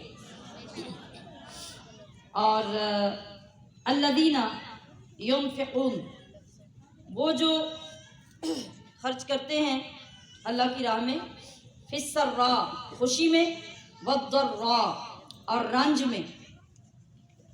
اللہ والوں کی کیا شان ہے کہ جب مصیبت سر پہ آ جائے تو وہ صرف تب خرچ نہیں کرتے۔ جو آج بھی آپ اگر دیکھیں تو کچھ فیملیز جو سمجھدار، اللہ سے ڈرنے والے، شریف لوگ ہوتے ہیں، ان کے گھروں میں شادیاں آ جائیں، کوئی اور خوشی کا ایونٹ آ جائے، وہ لوگ اس وقت میں بھی کیا کرتے ہیں کہ جس طرح باقی خرچے نکالتے ہیں، اس طرح اللہ کی راہ میں نکالنے کے لیے بھی اخراجات الگ سے نکالتے ہیں۔ کبھی مسجد میں دیا، کبھی غریبوں میں تقسیم کیا، کبھی کہیں طالب علموں کی خدمت کی۔ وہ لوگ آج بھی یہ سارے حصے نکال کر اپنے کام کرتے ہیں، اور یہی مومن کی شان ہے کہ وہ خوشی میں بھی اللہ کی راہ میں خرچ کرے اور غم میں بھی اللہ کی راہ میں خرچ کرے۔ اور کیا علامت ہے ایمان والوں کی یا پرہیزگاروں کی؟ والکاظمین الغیظ، وہ غصہ پینے والے، والعافین عن الناس، اور لوگوں سے درگزر کرنے والے، واللہ یحب المحسنین، اور وہ اللہ کو بڑے محبوب ہیں، یا اللہ کے نیک لوگ ہیں، یا اللہ ان سے محبت کرتا ہے۔ یہ سارے الفاظ استعمال ہو سکتے ہیں۔ مطلب کیا ہے کہ متقین جو ہیں ان میں 4 بڑی بڑی علامتیں ہیں جن کو آپ متقی کہہ سکتے ہیں۔ پیچھے بھی کچھ علامتیں گزری تھی، ابھی پھر یہ بیان ہو رہا ہے۔ یہاں اس آیت میں 4 علامتیں بیان ہوئی ہیں۔ ایک تو یہ کہ خوشحالی میں، تنگی میں، غریبی میں، امیری میں، ہر وقت میں اللہ کی راہ میں خرچ کرتے ہیں۔ اور آپ کو یہ بھی علم ہونا چاہیے کہ علماء فرماتے ہیں کہ اگر تمہارے اوپر غریبی اور مفلسی آ گئی ہے تو اللہ کی راہ میں خرچ کر کے اللہ سے تجارت کر لو، اللہ سے تجارت کر لو تو نفع آنا شروع ہو جائے گا، تمہاری زندگی چل پڑے گی۔ اب بندہ سوال کرتا ہے کہ بھئی میں اللہ سے تجارت کیسے کروں، میرے پاس تو شام کو کھانا پکانے کے لیے بھی نہیں ہے۔ تو شام کو کھانا پکانے کے لیے آپ کیا کرتے ہیں؟ خدا نہ خواستہ آپ اتنے غریب ہیں جتنے ابھی جس کا ذکر ہو رہا ہے، آپ بیمار ہو جاتے ہیں، آپ کیا کریں گے؟ کسی سے قرض لیں گے؟ علاج تو کروائیں گے۔ تو اگر کوئی گھر میں مصیبت اللہ نہ کرے آ جائے، کسی سے قرض لے کے گزارا کریں گے نا؟ وہ تو جو آپ لیں گے قرض ختم ہو جائے گا۔ تو آپ سمجھداری سے کام لیں، آپ اس غریبی میں کسی سے قرض لے کے اللہ سے تجارت کر لیں۔ لوگ بینکوں سے بھی تو لون لے کے اپنے کاروبار بناتے ہیں نا، تو آپ قرض لے کے اللہ کے ساتھ کاروبار کر لیں، اللہ کا وعدہ پورا ہوگا، آپ کو اللہ کے ساتھ کی گئی تجارت کے اتنے نفع آئیں گے کہ آپ سوچ نہیں سکیں گے۔ اور وہ کیا ہے؟ آپ قرض لے کے اللہ کی راہ میں صدقہ کریں، اپنے اوپر سے بلاؤں کو ٹالنے کی دعا کریں، تو اللہ آپ کی زندگی میں معاملات میں برکت پیدا فرمائے گا۔ تو اس طرح غریبی اور امیری میں ہر طرح خرچ کرنے کا موقع مل سکتا ہے۔ اور کیا ہے، وہ غصہ پی جانے والے ہوتے ہیں۔ غصہ آ جائے تو غصے کو ضبط کر لیتے ہیں، لوگوں سے غلطیاں ہو جائیں تو ان کو معاف کر دیتے ہیں، اور جب لوگوں پہ احسان کرنے کی ضرورت پڑے تو ان پر احسان کرتے ہیں، اور اللہ احسان کرنے والوں کو پسند کرتا ہے۔ یہ پرہیزگاروں کی صفات ہے۔ اب ان کی تفاصیر بھی ہیں بہت ساری۔ غصہ پینے سے کیا مطلب ہے، لوگوں کو معاف کرنے کا کیا مطلب ہے، احسان کرنے کا کیا مطلب ہے۔ اب میرے پاس وقت ہوتا تو پھر میں ایک ایک چیز کو بیان کرتی، انشاءاللہ کسی وقت جہاں جہاں آگئی تو بے شمار مرتبہ چیزیں آئیں گی اور یہ ساتھ بیان ہوں گی۔ غصہ پینے کا مطلب ہر غصے کو پینے کا حکم نہیں ہوتا، کچھ جگہ پہ غصہ غیرت کا ہوتا ہے۔ مثال کے طور پہ ایمان کی بات ہے، قرآن کی بات ہے، اللہ اور اس کے رسول کے نام کی بات ہے۔ آپ کے سامنے کوئی بے ادبی کرے، آپ یہ کہیں کہ مجھے غصہ آ رہا ہے تو میں غصہ پی جاؤں، نہیں، یہاں پہ غصہ نہیں پیا جائے گا، بلکہ وہ بے حمیتی اور ایمانی بے غیرتی ہوگی کہ اللہ کا نام، رسول اللہ کا نام، قرآن کی شان میں گستاخیاں دیکھ کے آپ یہ کہیں کہ مجھے غصہ نہ کرنے کا حکم ہے، تو نہیں، اس کی پہچان کی بھی ضرورت ہے کہ آپ کو غصہ کہاں کرنا ہے اور کہاں غصہ نہیں کرنا، کہاں آپ کو لوگوں کو معاف کرنا ہے اور کہاں آپ کو معاف نہیں کرنا۔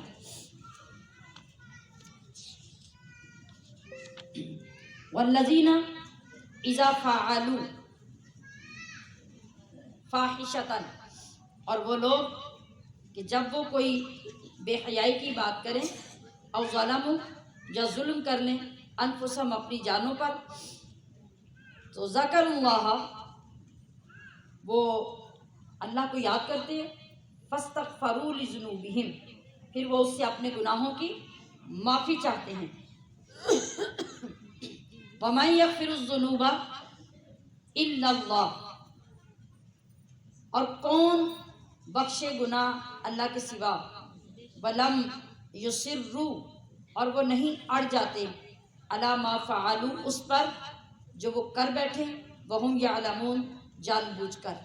یعنی اللہ کے بندوں کی، نیک بندوں کی یہ شان ہوتی ہے کہ جب کبھی ان سے کوئی بے حیائی کا یا برا یا گناہ کا کام ہو جائے تو کیا ہوتا ہے، وہ پھر اس کو جسٹیفائی نہیں کرتے، آئیں بائیں شائیں کر کے اس کو خراب کرنے اور بچنے کی کوشش نہیں کرتے، بلکہ ایمان والوں کی شان یہ ہوتی ہے کہ جب ان سے کوئی گناہ ہو جائے، غلط کام ہو جائے، وہ فوراً اپنے رب کے حضور مجرم بن کے حاضر ہو جاتے ہیں اور آہوزاری کے ساتھ، سچی توبہ کے ساتھ اللہ سے معافی مانگتے ہیں۔ اس سے کیا پتہ چلا کہ اگر کسی شخص کا یہ کانسیپٹ ہو کہ اتنا پڑھا لکھا تھا، اتنا نیک تھا، اتنا عالم تھا، فلاں تھا فلاں تھا، تو پھر بھی اس نے گناہ کیا، اور ہمارے لوگ کیا کرتے ہیں، اس بندے کو منہ لگانا چھوڑ دیتے ہیں، نفرت کرنا شروع کر دیتے ہیں۔ ہمیں کیا کہا گیا کہ گناہ گار سے نفرت مت کرو، گناہ سے نفرت کرو۔ اور نبی کے بعد کائنات میں سب سے بڑا درجہ کس کا ہے؟ صحابہ اکرام کا۔ تو وہاں سے لے کر نیچے تک کوئی بھی صاحب ایمان ہے، وہاں گناہ کا خدشہ موجود رہتا ہے، گناہ کا خدشہ موجود رہتا ہے، اور کسی بھی بندے سے، وہ اللہ کا ولی ہے، وہ عالم ہے، وہ فاضل ہے، وہ حافظ ہے، اس سے گناہ ہو سکتا ہے، یہ ممکن ہے، لیکن عام بندے میں، عادی مجرم میں اور اس بندے میں فرق کیا ہوگا کہ عام بندہ گناہ کر کے بھی شرمسار نہیں ہوگا، لیکن اللہ کا بندہ جو ہوگا، جو ہی گناہ کرے گا اس کو فوراً احساس ہو جائے گا کہ میں نے اپنے اوپر ظلم کر لیا، وہ فوراً اللہ کی بارگاہ کی طرف متوجہ ہوگا اور سچی توبہ کر لے گا۔ یہ فرق ہوگا اللہ کے بندے اور عام بندے میں۔ مثلاً جو یہاں ذکر کیا گیا اس آیت کے شان نزول میں، دو باتیں اس کے شان نزول میں ذکر کی گئی کہ ایک آدمی تھا جو کھجوریں بیچتا تھا، اور آپ دیکھتے ہیں کہ جب دکانوں کے اوپر جو سامان رکھا ہوتا ہے تو زیادہ سٹاک لوگ گوداموں میں یا گھروں میں کرتے ہیں، تو وہ کھجوریں بیچتا تھا۔ ایک دن ایک بڑی خوبصورت نوجوان لڑکی اس کی شاپ پہ کھجوریں لینے کے لیے آئی، تو دکاندار نے اس کو دیکھا، اس کے حسن کو دیکھا، جوانی کو دیکھا، تو دماغ کے اندر خرابی پیدا ہوئی۔ اس نے کہا کہ دکان پہ نارمل کھجوریں آپ کو جو بہت اچھی کھجور چاہیے وہ میرے گھر میں ہے، آپ میرے گھر میں آئیں، میں وہاں سے آپ کو کھجوریں دکھا دیتا ہوں۔ جب وہ اس کو گھر لے کے گیا تو گھر جا کے اس نے اس کا ہاتھ پکڑ لیا، اور جو ایک اچھا ارادہ نہیں تھا اس کا اظہار کرنا چاہا۔ تو جس وقت ایسا کیا تو فوری طور پر اس عورت نے کہا کہ اللہ سے ڈرو، بس اتنا جملہ کہا کہ اللہ سے ڈرو کہ تم جو کر رہے ہو وہ گناہ کا کام کرنے جا رہے ہو۔ تو بس اتنا سننا تھا کہ اس نے ڈر کر اس عورت کا ہاتھ چھوڑ دیا اور وہاں سے سیدھا خود حضور صلی اللہ علیہ وسلم کی بارگاہ میں پہنچ گیا۔ یہ فرق ہے، یعنی اگر کوئی نیک بندے سے گناہ ہوگا تو یہ فرق ہوگا کہ وہ پھر اس کو چھپا کے یا جسٹیفائی کر کے جھوٹ بول کے لوگوں کو سچ کر کے نہیں دکھائے گا، بلکہ اسے فکر ہوگی اپنی بخشش کی کہ میں نے ظلم تو کر لیا، میں پاک کیسے ہوں گا۔ تو وہ نبی علیہ الصلوۃ والسلام کی بارگاہ میں خود پہنچا اور جا کے اپنی ساری بات پوری دیانتداری سے بتا دی۔ جب اس نے یہ بات بتائی تو اللہ نے اس کی تائید میں یہ آیت کریمہ نازل فرمائی۔ اور دوسری جگہ پہ یہ ہے، ایک آدمی جہاد پہ چلا گیا اور اس کا دوست کسی وجہ سے پیچھے تھا، جہاد پہ گیا تو اپنی بیوی کو بتا گیا کہ میرا دوست یہاں قریب ہے، جب تمہیں میرے بعد سامان منگوانے کی ضرورت پڑی جیسا کہ عام طور پہ ہوتا ہے تو وہ آئے گا دروازے پہ اور جو تمہیں ضرورت ہوگی تم اسے بتا دیا کرنا، وہ لا دیا کرے گا۔ وہ اسی طرح چلتا رہا۔ ایک دن وہ شخص آیا اور اس نے گوشت منگوایا تھا، وہ گوشت لے کے جب واپس آیا تو پردے دروازے کے پیچھے سے اس عورت نے اپنا ہاتھ آگے بڑھایا گوشت وصول کرنے کے لیے، تو اس نوجوان نے اس عورت کے ہاتھ پہ بوسہ دے دیا۔ اب جب یہ کیا تو کرنے کے فوراً بعد خود اسے احساس ہوا کہ میں نے کتنا برا کیا، میرا دوست تو مجھے امین بنا کے گیا تھا اپنے گھر کا، اور اس کی بیوی میری عزت تھی، میری ذمہ داری تھی، تو میں نے خیانت کی۔ فوراً یہ خیال آیا تو کیا کیا، وہ وہاں سے سیدھا جنگل میں نکل گیا، گھر نہیں گیا، کسی اپنے اور ساتھی دوست کے پاس نہیں گیا۔ اس افسوس اور شرمندگی میں فوراً سیدھا جنگل کی طرف گیا اور جنگل میں جا کے اپنے سر پہ خاک ڈالنی شروع کر دی اور اپنے چہرے پہ تمانچے مارنے شروع کر دیے۔ کیا انسان، تو نے کتنا بڑا ظلم کیا، تو نے اپنے دوست کی امانت کو اتنی ٹھیس پہنچائی۔ جب وہ شخص آیا واپس، اس کا شوہر جہاد سے واپس آیا، اس نے آ کے پوچھا کہ بھئی میرا دوست میری ڈیوٹی پیچھے ٹھیک کرتا رہا، اس نے میرے گھر کا خیال رکھا کہ نہیں۔ آپ ذرا سوچئے کہ عورتیں، ہماری عورتیں کتنی دیانتدار تھیں، ہماری عورتوں کے اندر غیرت ایمانی کتنی تھی اور اللہ کا ڈر کتنا تھا۔ اب شوہر آیا تو اس سے بات چھپائی نہیں، کہا کہ جیسا تمہارا دوست ہے اللہ ایسے دوستوں سے پناہ دے، اللہ ایسے دوستوں کے شر سے بچائے۔ جب بات اس کو پتہ چلی تو وہ فوراً نکلا، اس نے ہر طرح ڈھونڈ کر کسی نہ کسی طرح سے اپنے دوست کو تلاش کر لیا اور اس کو لے کر نبی علیہ الصلوۃ والسلام کی بارگاہ میں حاضر ہوا کہ اس نے میرے بعد اس طرح کیا۔ تو اس واقعے کے بعد یہ آیت کریمہ نازل ہوئی اور ان لوگوں کی تعریف کی گئی کہ جن سے نہ چاہتے ہوئے گناہ ہو جاتا ہے تو پھر وہ گناہ پہ اڑ نہیں جاتے، بلکہ اپنی جانوں کو رسول اللہ کے دین پر پیش کر دیتے ہیں کہ جو ہماری سزا بنتی ہے ہمیں وہ سزا دی جائے۔ قد خلت، بے شک گزر چکے، من قبلکم، تم سے پہلے، سنن، کچھ ایسے طریقے، فسیرو، پھر چلو، فی الارض، زمین میں، فانظروا، پھر دیکھو، کیف کان، کیسا ہوا، عاقبت، انجام، المکذبین، جھٹلانے والوں کا۔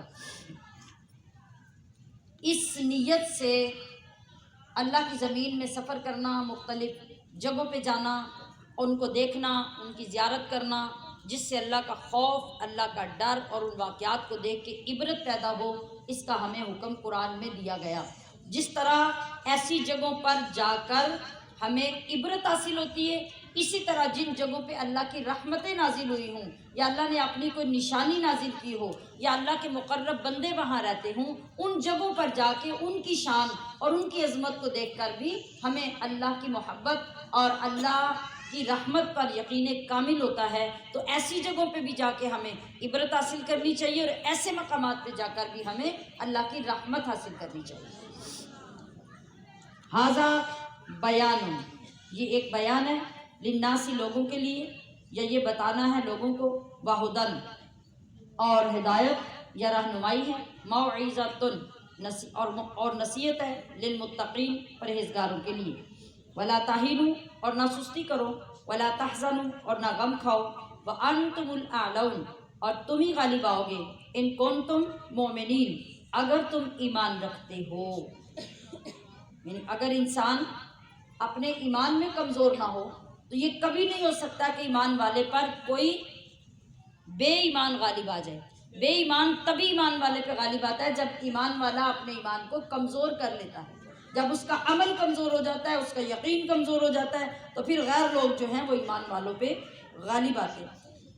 یہاں پہ جب غزوہ احد میں پہلے فتح ہو رہی تھی اور اس کے بعد وہ فتح شکست میں تبدیل ہو گئی، تو مسلمان بڑے غمزدہ ہو گئے، اور اس غم کی وجہ سے وہ سستی کی طرف مائل ہو گئے، ان کے اندر سستی آنی شروع ہو گئی۔ ان کی اصلاح کے لیے اللہ پاک نے یہ آیت کریمہ اتاری کہ تم سستی مت کرو غم کی وجہ سے۔ دیکھو کہ جنگ بدر میں کافروں کا شکست ہوئی تھی نا، تو وہ آگے جنگ احد میں جب دوبارہ آئے ہیں تو وہ کمزور ہوئے، اتنی بڑی شکست کھا کے اور اتنے بڑے بڑے سرداروں کو قتل کروا کے وہ پھر میدان میں آ کے کھڑے۔ تو تم تو مسلمان ہو، تم تو اللہ کو مانتے ہو، تو تمہیں تو کم ہمتی نہیں دکھانی چاہیے، تمہیں جواں مرد اور جواں ہمت رہنا چاہیے۔ اگر تم سچے ایمان والے ہو تو پھر ایمان والے کو تو کبھی گھبرانا ہی نہیں چاہیے۔ یہ بات میں اکثر آپ کی خدمت میں عرض کرتی ہوں کہ ہمارے لوگ جو حق پہ سچ پہ چلتے ہوتے ہیں وہ اتنے سست ہوتے ہیں کہ وہ اپنی ذمہ داری کو سمجھنے اور قبول کرنے کے لیے تیار ہی نہیں ہوتے، اور جب باطل پہ چلتے اور نئے نئے فرقے بنا کے اسلام کے اندر رخنہ اندازی کرتے ہیں اور لوگوں کو گمراہ کرتے ہیں، وہ نہ دن کو آرام کرتے ہیں نہ راتوں کو آرام کرتے ہیں، وہ لگاتار شیطان کی جماعت بن کے ہر طرف پھیل کے لوگوں کو گمراہ کرتے رہتے ہیں۔ تو اگر حق پہ چلنے والے اتنی محنت کریں تو لوگوں کو گمراہ ہونے کی گنجائش نہ ملے۔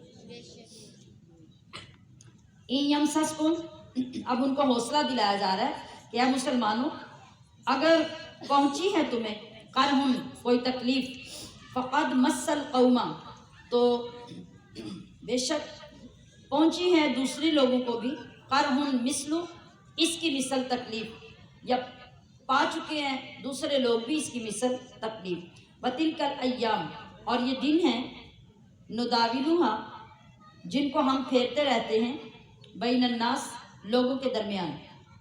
یہ ہم دیکھتے ہیں نا کہ کبھی آج ایک امیر ہے دوسرا غریب ہے، کبھی دوسرا غریب ہے تو پہلا امیر ہے، اور اسی طرح کبھی ایک کا غلبہ ہے تو دوسرا مغلوب ہے، کبھی دوسرا کو غلبہ ہے تو پہلا مغلوب ہے، تو ہمیشہ ایک جیسے حالات کبھی کسی کے نہیں رہتے۔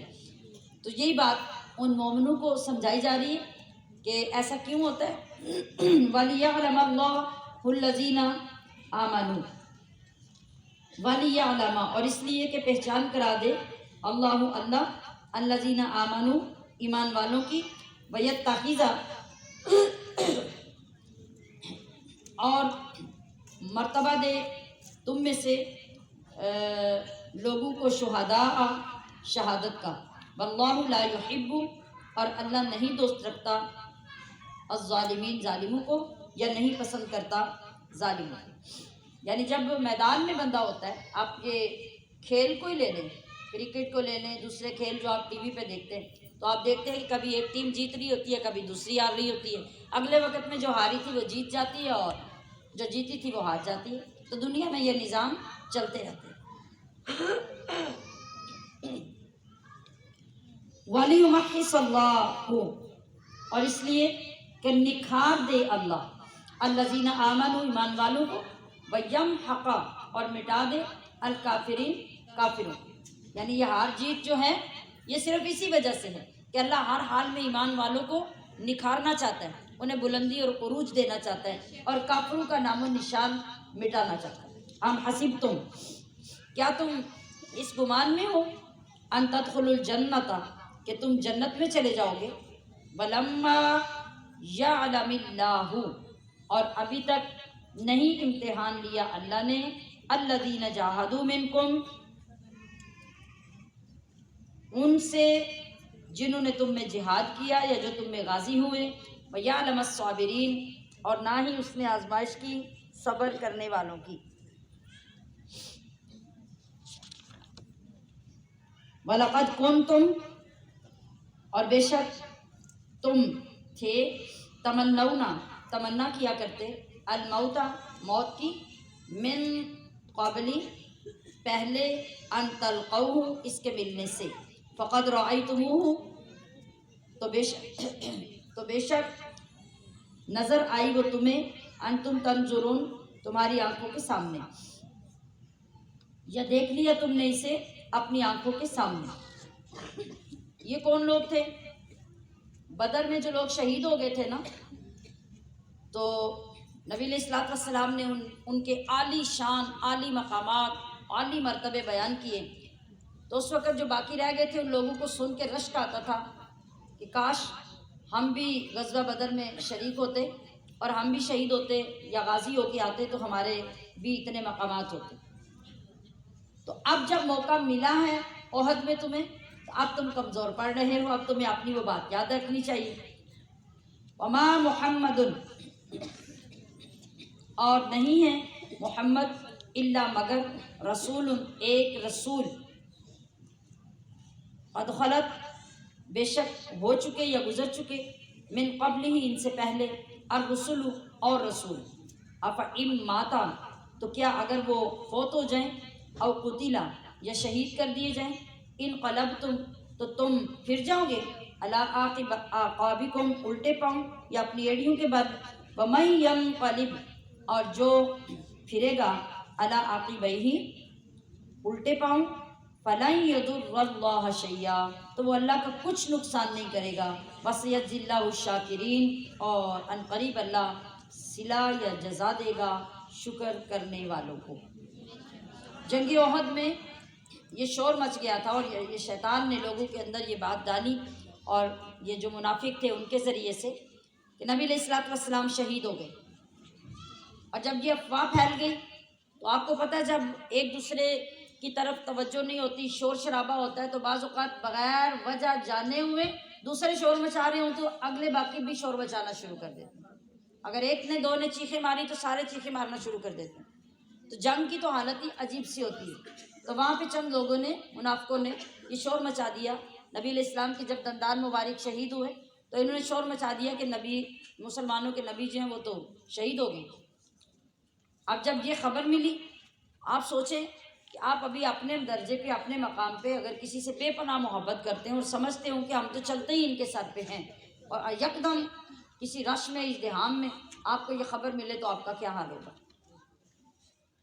آپ بالکل اپنا آپ چھوڑ دیں گے۔ بہت کم لوگ ہوں گے جو اس وقت اس بات کا خیال رکھیں گے کہ جس سے ہم نے محبت کی، جس سے ہم نے دین سیکھا، اس کا آج تقاضا یہ نہیں ہے کہ ہم سارا کچھ چھوڑ کے تو اس طرح ہو جائیں کہ ہر چیز کی ناشکری کرنے لگ جائیں، بلکہ ہمیں سکھانے والے نے جو سکھایا، اگر وہ دنیا سے رخصت ہو رہا ہے تو اب ہماری ذمہ داری شروع ہو گئی ہے۔ جو سیکھا تھا اس کو آگے پھیلانے کی اب ہماری ذمہ داری شروع ہو گئی ہے کہ ہم بالکل کھڑے ہو جائیں مضبوط ہو کے اور دین کو کمزور نہ ہونے دیں، یہ ذمہ داری ہوتی ہے۔ مگر یہ سارے لوگ ذمہ داری پوری نہیں کر سکتے، نہ سارے اتنے مضبوط ہوتے ہیں۔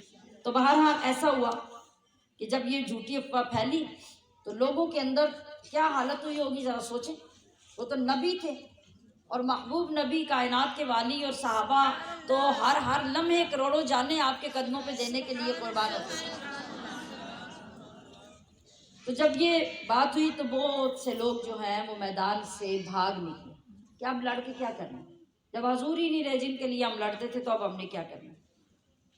مگر ایک جماعت واپس آ گئی اور وہ نبی کریم صلی اللہ علیہ وسلم کے پاس رہی۔ اب یہاں پر ان لوگوں کو یہ کہا جا رہا ہے، بھاگنے والوں کو، کہ محمد صلی اللہ علیہ وسلم یہ خدا نہیں ہے، یہ رسول ہیں۔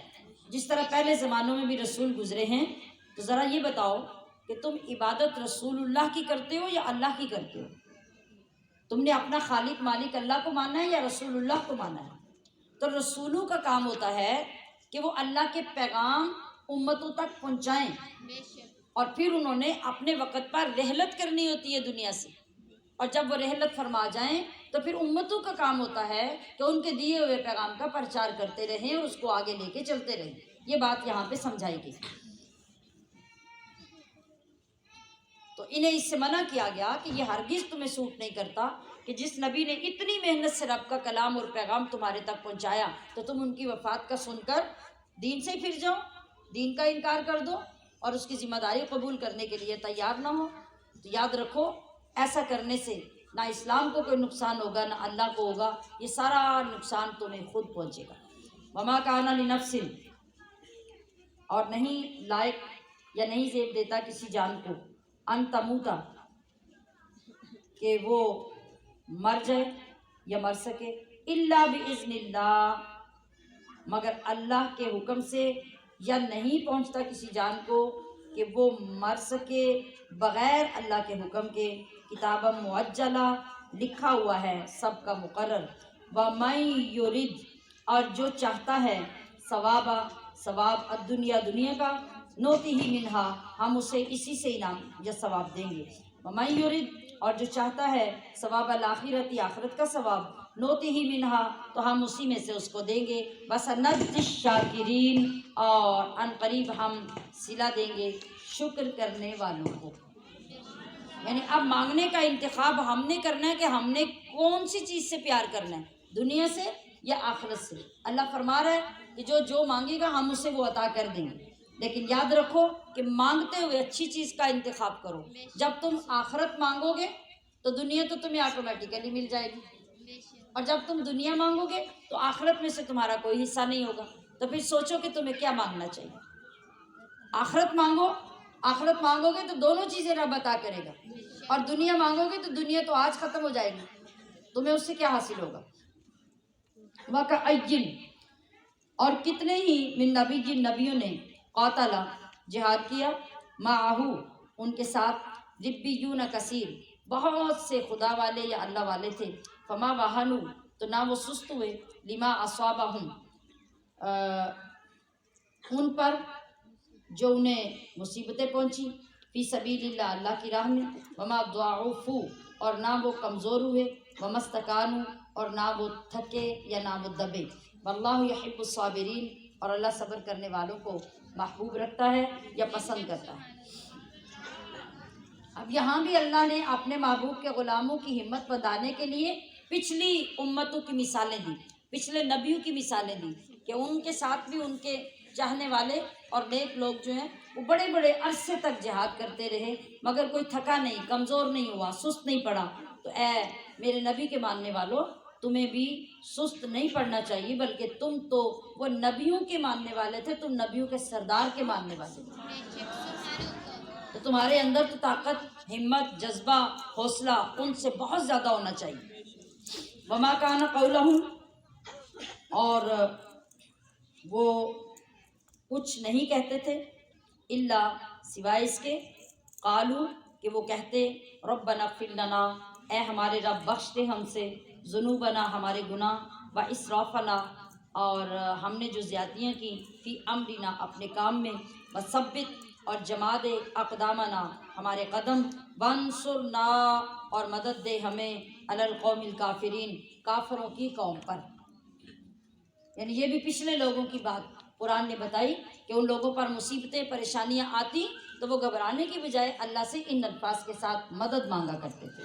فآتاہم اللہ، تو دیا ان کو اللہ نے، ثواب الدنیا، انعام یا ثواب دنیا کا، وحسن ثواب الآخرہ، اور آخرت کا بہترین ثواب، واللہ یحب المحسنین، اور اللہ نیکی کرنے والوں کو یا خوبی والوں کو پسند فرماتا ہے۔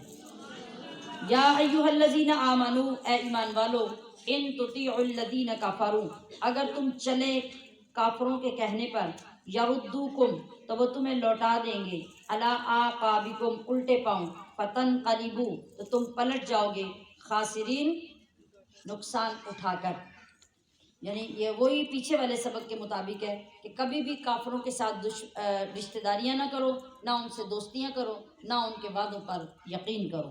بل اللہ مولاکم، بلکہ اللہ تمہارا مولا ہے، تمہیں تو اس سے دوستی کرنی چاہیے۔ وَهُوَ خَيْرُ النَّاصِرِينَ، اور وہ سب سے بہتر مددگار ہے۔ سنلقی، ان قریب ڈالیں گے ہم، فی قلوب الذین کفروا، کافروں کے دلوں میں، الرعب، روب، بما اشرکوا باللہ، اس وجہ سے کہ انہوں نے شرک کیا اللہ کے ساتھ یا شریک ٹھہرایا اللہ کا، ما لم، اس کو، لم ینزل بہ سلطانہ، جس کی اس نے کوئی دلیل نہیں اتاری، ومأواہم النار، اور ان کا ٹھکانہ دوزخ ہے، وبئس مثوی الظالمین، اور کیا ہی برا ٹھکانہ ہے ظالموں کا۔ وَلَقَدْ صَدَقَكُمُ اللَّهُ، اور بے شک سچ کر دکھایا تمہیں اللہ نے، وعدہ، اپنا وعدہ، اذ تحسونہم، جب تم ان کافروں کو قتل کرتے تھے، بِإِذْنِهِ، اس کے حکم سے، حَتَّى إِذَا فَشِلْتُمْ، یہاں تک کہ جب تم نے بزدلی کی، وَتَنَازَعْتُمْ، اور جھگڑا ڈالا، فِي الْأَمْرِ، حکم میں، وَعَصَيْتُمْ، اور نافرمانی کی تم نے، مِن بَعْدِ مَا أَرَاكُمْ، بعد اس کے جب کہ تمہیں اللہ دکھا چکا، مَا تُحِبُّونَ، جو تمہاری خوشی کی بات تھی، یعنی فتح اور کامیابی، منکم من یرید الدنیا، تم میں جو کوئی دنیا چاہتا تھا، تم میں کوئی دنیا چاہتا تھا، ومنکم، اور تم میں، من کوئی، یرید الآخرہ، آخرت چاہتا تھا، ثم صرفکم، پھر اس نے پھیر دیا تمہارا منہ، عنہم، ان سے، لیبتلیکم، تاکہ وہ تمہیں آزمائے، وَلَقَدْ عَفَا عَنْكُمْ، اور بے شک اس نے تمہیں معاف کر دیا، وَاللَّهُ ذُو فَضْلٍ عَلَى الْمُؤْمِنِينَ، اور اللہ مسلمانوں پر فضل فرمانے والا ہے۔ اِذْ تُصْعِدُونَ، جب تم منہ اٹھائے چلے جا رہے تھے، وَلَا تَلْوُونَ، اور نہ مڑ کر پیچھے دیکھ رہے تھے، عَلَىٰ أَحَدٍ، کسی کو، وَالرَّسُولُ، اور رسول، يَدْعُوكُمْ، بلا رہے تھے یا بلاتے تھے تمہیں، فی اخراکم، دوسری جماعت میں، یہ اسی وقت جب یہ افواہ پھیلی تو لوگوں نے سرپٹ بھاگنا دوڑنا شروع کر دیا، اور اس وقت نبی علیہ الصلوۃ والسلام ان کو پیچھے بلوا رہے تھے کہ ایسی خبر جو پھیلائی گئی ہے اس کی کوئی حقیقت نہیں ہے، اور تمہیں اس طرح سے بھاگنا نہیں چاہیے۔ فَأَصَابَكُمْ، تو اللہ نے دیا تمہیں، غمن، غم، بغمن، غم کے بدلے، لِكَيْ لَا تَحْزَنُوا، تاکہ تم نہ غم کرو، علی، اس پر، ما فاتکم، جو تمہارے ہاتھ سے نکل گیا، ولا ما اصابکم، اور جو تمہیں تکلیف پہنچی، واللہ خبیر بما تعملون، اور اللہ تمہارے اعمال سے باخبر ہے۔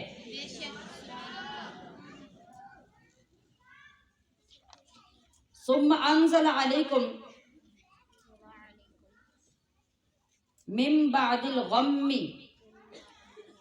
پھر اتاری اللہ نے تم پر غم کے بعد، امنتاً، نعاسا، امن کی یا چین کی نیند، یغشا، جو گھیرے ہوئے تھی، طائفۃ منکم، تمہاری ایک جماعت کو، وطائفۃ، اور ایک گروہ کو، قد اہمتہم، پڑی تھی انہیں، انفسہم، اپنی جان کی، یظنون باللہ، وہ گمان کرتے تھے اللہ پر، غیر الحق، ناحق، ظن الجاہلیہ، جاہلیت کے سے گمان، یقولون،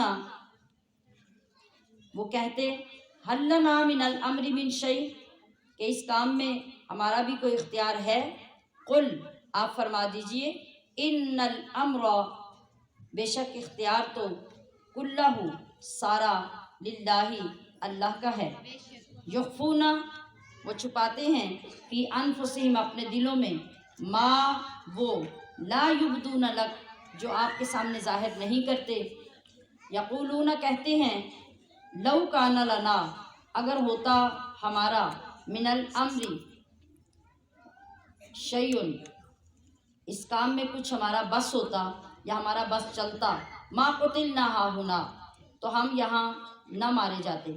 قل، اے حبیب آپ فرما دیجئے، لو کنتم فی بیوتکم، اگر تم اپنے گھروں میں بھی ہوتے، لبرز الذین،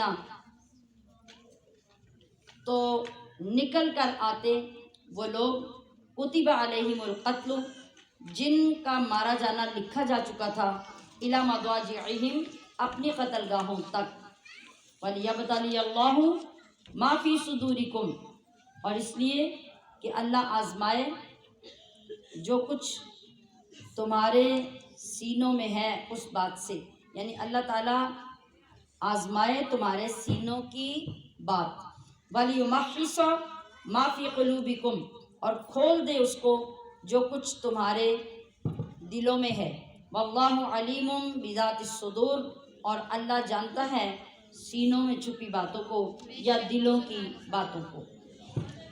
إِنَّ الَّذِينَ تَوَلَّوْا مِنْكُمْ، یہاں کیا بتایا گیا کہ وہ کہتے تھے کہ اگر ہم نہ نکلتے تو نہ ہم مارے جاتے، اگر ہمارے بس میں ہوتا تو ہم نہ آتے نہ مارے جاتے۔ تو اللہ نے کہا کہ تمہیں اس بات پہ یقین نہیں کہ یہ سارے کا سارا اختیار تو اللہ کا ہے، اور اللہ نے جس کو موت دینی ہے وہ اگر 7 کوٹڑیوں کے پیچھے بھی ہے تو جہاں پہ اس کو موت آئے گی اللہ پاک اس کو وہاں پہنچا دے گا، اور وہ خود چل کر وہاں سے نکل کے وہاں پہنچے گا۔ اور یہ ہزاروں واقعات ہماری آنکھوں کے سامنے، جس طرح موت کا وقت نہیں بدل سکتا، یاد رکھو اسی طرح موت کی جگہ بھی نہیں بدل سکتی۔ ان الذین تولوا، بے شک وہ لوگ جو پھر گئے، منکم تم میں سے، یوما جس دن، التقا آپس میں ملی، الجمعان دو فوجیں، ملی کا مطلب جس دن ٹکرائیں، انما استزلہم بے شک لغزش دی ان کو، الشیطان شیطان نے، ببعض ما کسبوا ان کے بعض اعمال کی وجہ سے، وَلَقَدْ عَفَا اللَّهُ عَنْهُمْ اور بے شک معاف کیا اللہ نے ان کو، ان اللہ غفور حلیم بے شک اللہ بخشنے والا حلم والا ہے۔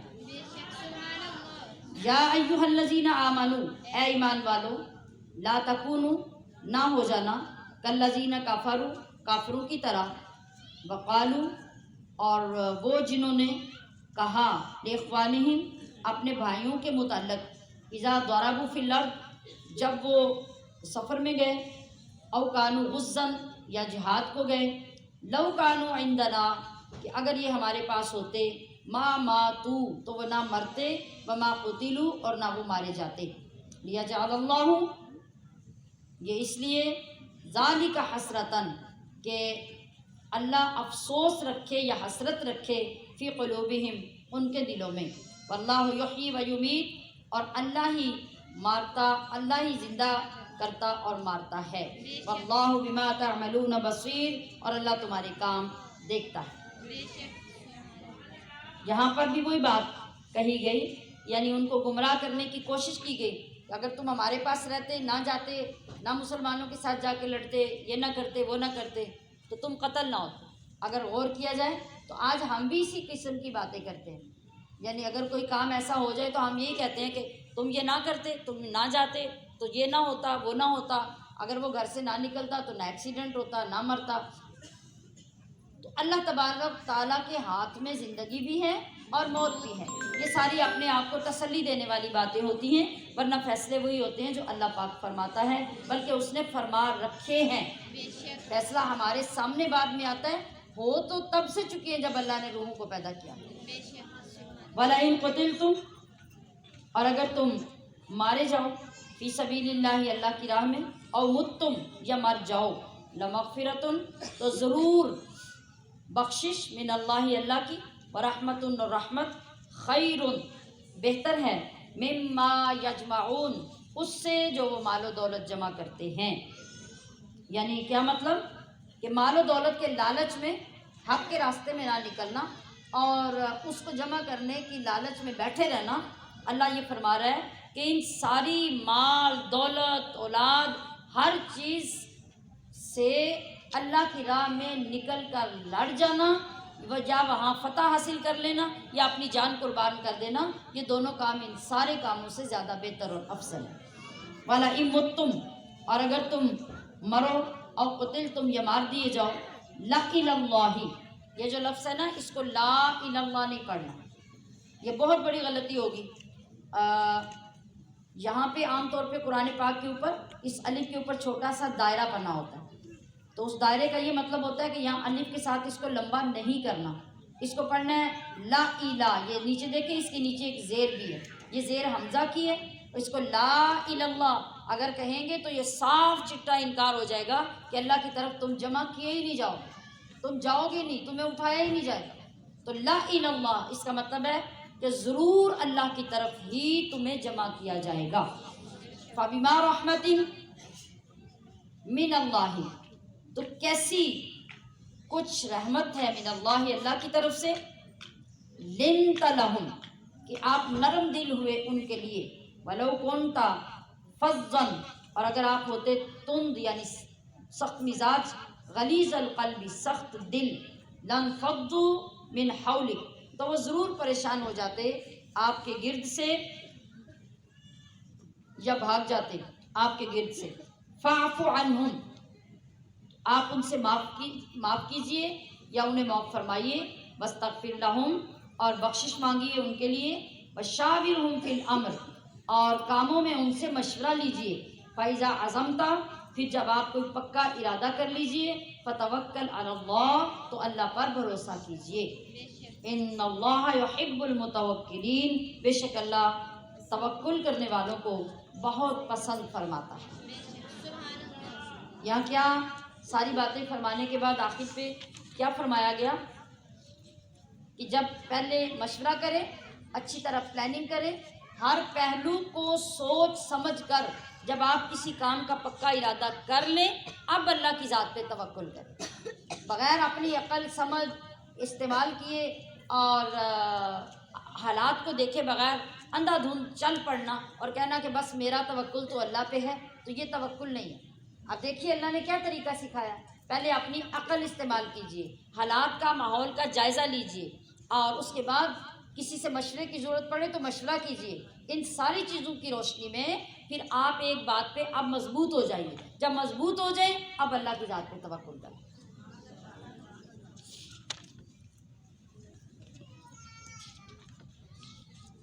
إِن يَنْصُرُكُمُ اللَّهُ فَلَا غَالِبَ لَكُمْ، اگر اللہ تمہاری مدد کرے تو کوئی تم پہ غالب نہیں آ سکتا۔ اس بات کا ہمیں یقین رکھنا چاہیے کہ جب ہم سارے معاملات سیدھے کر کے چلیں گے پھر اللہ کی مدد حاصل ہوگی، اور اب جب اللہ نے مدد کا ذمہ لے لیا تو پوری دنیا مل کے تمہارے اوپر غالب آنا چاہے تو نہیں آ سکتی۔ وَإِن يَخْذُلْكُمْ، اور اگر وہ تمہیں چھوڑ دے، فَمَنْ ذَا الَّذِي، تو ایسا کون ہے، يَنْصُرُكُمْ مِنْ بَعْدِ، جو اس کے بعد تمہاری مدد کرے، وَعَلَى اللَّهِ فَلْيَتَوَكَّلِ الْمُؤْمِنُونَ، اور اللہ پر ہی چاہیے کہ ایمان والے بھروسہ کریں۔ وَمَا كَانَ لِنَبِيٍّ، اور کسی نبی کو یہ زیب نہیں دیتا یا کسی نبی پر یہ گمان نہیں کیا جا سکتا، أَن يَغُلَّ، کہ وہ خیانت کرے یا کچھ چھپائے، وَمَن يَغْلُلْ، اور جو وہ چھپا رکھے، يَأْتِ بِمَا غَلَّ، قیامت کے وہ لے آئے گا اس کو جسے اس نے چھپایا ہوگا، یوم القیامت، قیامت کے دن، ثُمَّ تُوَفَّى كُلُّ نَفْسٍ، پھر پوری دی جائے گی ہر جان کو، ما کسبت، اس کی کمائی، وَهُمْ لَا يُظْلَمُونَ، اور ان پر ظلم نہیں کیا جائے گا۔ اس کا چھپانے کا کیا مطلب ہے، یہ ایسا ہوا تھا کہ ایک جنگ میں مال غنیمت آیا تھا، مال غنیمت وہ تقسیم کیا جاتا تھا سارا سب لوگوں کے درمیان جو اس کے اندر شامل ہوتے تھے، تو وہ مال غنیمت جب تقسیم ہوا تو ایک وہاں بڑی قیمتی چادر تھی جو مال غنیمت میں تھی، مگر جب تقسیم ہوا مال تو وہ چادر نہیں نظر آئی اور چادر ملی نہیں سامان میں سے، تو یہاں پر فوراً یہ جو کمزور ایمان والے لوگ ہوتے ہیں وہ ایسے موقع پہ بول کر اپنی آخرت برباد کر لیتے ہیں، تو کچھ منافق لوگ جو ہیں وہ فوراً بول اٹھے، انہوں نے کہا کہ وہ قیمتی چادر تھی تو حضور نے اپنے لیے رکھ لی ہوگی، اس لیے کہتے ہیں کہ آج چھوٹے چھوٹے کام کرنے والا بندہ یہ چاہتا ہے کہ مجھے آسمانوں کے برابر لوگ ادب کریں اور احترام دیں اور میرے بارے میں کوئی بات ہی نہ کرے. ذرا دیکھیے یہ کون سی ہستی ہے اور بات کرنے والے کون لوگ ہیں, اور کس کام کے لیے. ایک چادر کے لیے حیا نہیں آئی کہ ہم بات کس کے لیے کر رہے ہیں, وہ جس سے ساری کائنات کے خزانوں کی کنجیاں دے دی گئی ہیں. اس پہ یہ الزام لگا رہے ہیں کہ چادر حضور نے اپنے لیے رکھنی ہوگی. تو جب انہوں نے الزام لگایا, اللہ نے فوراً یہ آیت کریمہ نازل فرمائی وَمَا كَانَ لِنَبِيٍّ أَن يَغُلَّ, کہ کسی نبی کے بارے میں یہ گمان تک نہیں ہو سکتا کہ وہ کوئی خیانت کرے گا. اور جو بھی شخص کوئی خیانت کرے تو یہ اللہ کا قانون ہے کہ قیامت میں وہ خیانت کی ہوئی چیز کو لے کر قیامت میں حاضر ہوگا اور اس کا جواب دے گا. اور ہر خیانت کرنے والی, نیک اعمال کرنے والی کوئی بھی جان ہوگی تو اس کا پورا عمل اس کو دے دیا جائے گا. تو آج اگر تم ایسی بات کر رہے ہو تو یہ بھی کوئی چھپنے والی بات نہیں ہے. تو اس سے کیا پتہ چلا کہ گناہ کرنا نبوت کے مقابلے میں ایسے ہی ہے جیسے رات دن کے مقابلے میں ہے. جس طرح ان دونوں کا آپس میں کوئی تصور نہیں ہو سکتا کہ رات دن ہو جائے, اس طرح یہ کوئی تصور نہیں ہو سکتا قیامت تک کہ نبی سے کوئی گناہ سرزد ہو جائے, کیونکہ وہ تو معصوم پیدا کیا گیا ہے. افمن اتبع, تو کیا وہ جو چلا رضوان اللہ, اللہ کی مرضی پر, کمن ایسا ہو جائے گا, باء جو سزاوار ہوا یا حقدار ہوا یا اس نے اوڑھ لیا, بسخط غضب من اللہ, اللہ کا, ماواہ جہنم, اور اس کا ٹھکانہ جہنم ہے, وبئس المصیر, اور کیا ہی بری جگہ ہے پلٹنے کی. ہم درجات عند اللہ, ان کے لیے درجات ہیں, مختلف درجات ہیں اللہ کے ہاں. واللہ بصیر بما یعملون, اور اللہ دیکھتا ہے ان کے کاموں کو. یعنی اللہ تعالیٰ کی رضا چاہنے والا اور اللہ کی ناراضگی مول لینے والا, کیا یہ دونوں برابر ہو سکتے ہیں؟ اللہ سے سچی محبت کرنے والا, اس کی اطاعت کرنے والا, اور اس کی رضا پہ ہر شے قربان کر دینے والا, جیسا کہ صحابہ کرام تھے اور ان کے بعد کے نیک لوگ ہیں, ان کا مقام کیا, اور جو نافرمانی کرنے والے ہیں ان کا مقام کیا. جب ان کے مقام آپس میں نہیں مل سکتے اور ان سے گناہ کا تصور نہیں رکھا جا سکتا اس طرح اتنی آسانی سے, تو پھر نبی کے بارے میں ایسی بات کیسے سوچی جا سکتی ہے؟